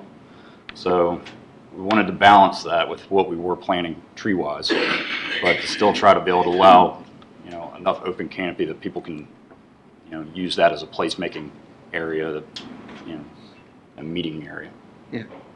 So you can see, almost a 20% increase of trees within the site from when we started with you all. And that's where we're at. Okay. Ken, any comments? No, I appreciate what the county said. I still like more trees, but that's fine. I hear you. I hear you. If I were a kid, I'd love to have a bunch of trees to climb on, but otherwise, no, I think Hopefully some of these trees protect the windows from footballs flying around. There you go. know. Like that. Yeah, really. I think what I'm going to be, I know you're addressing it, and I respect that. It's, as my colleague Richard pointed out, it's that North Shore thing where we're really concerned about doing the best you can. And I recognize you're dealing with constraints on your side too. So I'm happy with what I see they're trying to do. So. Thank you. Richard? Yeah, I think I've seen this enough. I'll defer my comments to our resident landscape architect over here, see if he has any comments. We don't have any affected parties, do we? No affected parties? We don't have affected parties, do we? Okay. Nick? I think I missed the second meeting of this. I might have been gone for that one. And my comment from the first meeting was to provide more detail on what the additional supplemental plantings would be. And I see this now. I think it's a great plant palette on here with a heavy reliance on native plants. So I think that's a huge benefit to the property. And I appreciate all that you guys have done to add plant material along North Shore and the opportunities on site. So beyond that, I don't have any other concerns with what's been presented. Cool. Thank you. Charlie? I'm good. He knows more about it than I do. So I said. All right, I agree. All right, can I hear a motion? May I?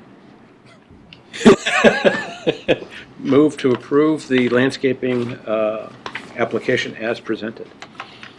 Second. All in favor? Aye. Opposed? Abstained? Motion passes. Thank you. Thank you very much. Thank you, sir. Yeah. Thank you, Captain. What'd you call me? Oh, man. Excuse you. All right. Still being Okay. taped. Yeah. Item number 7. I'm here. Hey, Charlie. Charlie Hoffman, appointment, You got lay member. some new guy? Yeah. I just Do I need showed to up. announce something? Yeah, that's just the new 2018 DRB calendar, which I've dropped into your Dropbox, which hopefully you've had a chance to see. No. No. Looks very much like the 2017 calendar right now. Same colors. Same colors, Except it's got my name. same panels. Can you tell us where it is? Should Where's- be in the main DRB folder. Which panel does Charlie end up on? Blue. Blue. Which is who? Linda. Oh, hell, who knows? Linda's font. But who else is on that? Monogram. Am I still associated with Richard's panel? I'm trying to get rid of you for a year. That's Lamar. You Great. might be rid of me by March, too. I'm Right. expiring. Notice that there's Nobody two gets to terms leave. coming No, I you can tell you don't. that right now. No, not until you get 5 or 6 terms, then we'll talk. Yeah, maybe. Yeah, I think I'm expiring too. No, you're not expiring. No, you got another year. Graham, John, and Oh, it Mike feels are like it's been expiring. 3. That I understand. Graham, John, and who? Nick. My 3 years do This Nick? feel like Oh, 6. Well, they're You've been all here for shoo-ins. 3 years? Almost, yes. Whew. Right. I That nominate was John part to of my be chair. coming here. I'm not allowed to leave covenants. Really? Oh, yeah, that was, You'd be a busy man. you can go, but you ain't leaving. Did you need me to read something about Charlie's appointment? Do you want me to read that officially? Well, we should have been at the beginning of the meeting, but we went a little But late. it's on the agenda way down here. Yeah, we redid the agenda, it was on the agenda way up. Okay. So, This is the agenda that was in front of me. go on. Sorry. Well, it doesn't matter, you can walk around. Charlie Hoffman, you're welcome to the DRB. As a lay member, term expires March 2019. Best of luck. And good job today. Welcome, Charlie. Yeah. Welcome. A little different than covenants. It's tough, especially when you hear applications that you weren't a part of, and it's. Well, yeah, and hopefully when some time goes by, it'll become a little more like, oh, that's. Yeah. I mean, your first meeting is like, what is going on? Yeah. Well, I did sit in on last Tuesday's panel, just to. And you know Still as much time as to we run, do, you then know. that's, yeah. And you're welcome to do that. Yeah. Anytime the rest of this year too. If you're free. Yeah, and you just We're all joined free. the best panel of the DRB, so congratulations. Yeah, Read yeah, the yeah. calendar? I did, sorry. I didn't notice it before. Cool. So we just need a motion to approve it. I make a motion to approve the calendar. Second. All in favor? Aye. I already loaded it in my thing, so. There you yeah, go. we have to stick with it. All right. DRB strategic plan, a quick Nick, if presentation you, on if you promoting want, I can understanding. give you 30 seconds of what happened there. Nick, Bruce, and I met with, I don't know, the guy that does Reston Now magazine or whatever the heck it is, or the Reston magazine, whatever. We met with a whole bunch of people. Nick and Mike. The short version of the story is trying to demystify the DRB and what it does, and they're going to try to do a series of articles. The magazine comes out every quarter, I believe. So one of the things they're going to do is to have, like the first quarter coming up, they're going to, the whole magazine is going to be leaning toward the environment. So I thought you were going to say all about the DRB. no, but what they want is someone on this board to like write, what, 700 words or whatever the guy said, 750 words, 750 words about how the DRB responds to environment. The second quarter is going to be about all volunteer stuff. It's an all volunteer issue. So someone else on this board needs to write a little article for that. The whole idea is to get the DRB kind of out there. That's cool. And then the fourth quarter was the development issue, and they hadn't figured out what the third quarter was yet. So obviously the development issue, there are things we can say, this is what we're looking for, yada, yada, yada. And start off with questions like, why the DRB? And that might be an article they start off with, why do we even have a DRB? And they would go through that. What is our purview? A lot of people think we have something to say about the corridor. We don't have nothing to say about the corridor. We got no teeth in that, or no dog in that fight. What is in our purview? Introduce the board. If they put something into the Reston magazine, how many of you would like to have a full frontal shot, or you want to have just the back of your head, pictured? Incognito. So, Yeah, but to introduce this. And the RA News, yada, yada, yada, links to guidelines, work on the guidelines to make them a little more searchable was one of the comments they kept making. That's about it. So all this stuff's going to be in the works, and we'll have to figure out who wants to write these articles and when, and so on and so forth. So it was a good meeting. I mean, And also the DRB page on the website, yeah, reorganizing how that looks. Mhm. That's a really good idea. yeah.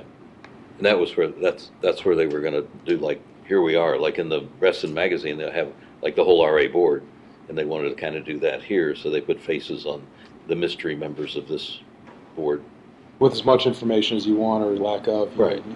You're civil engineer for X number of years, or here's a paragraph bio that's for us to probably work and decide on.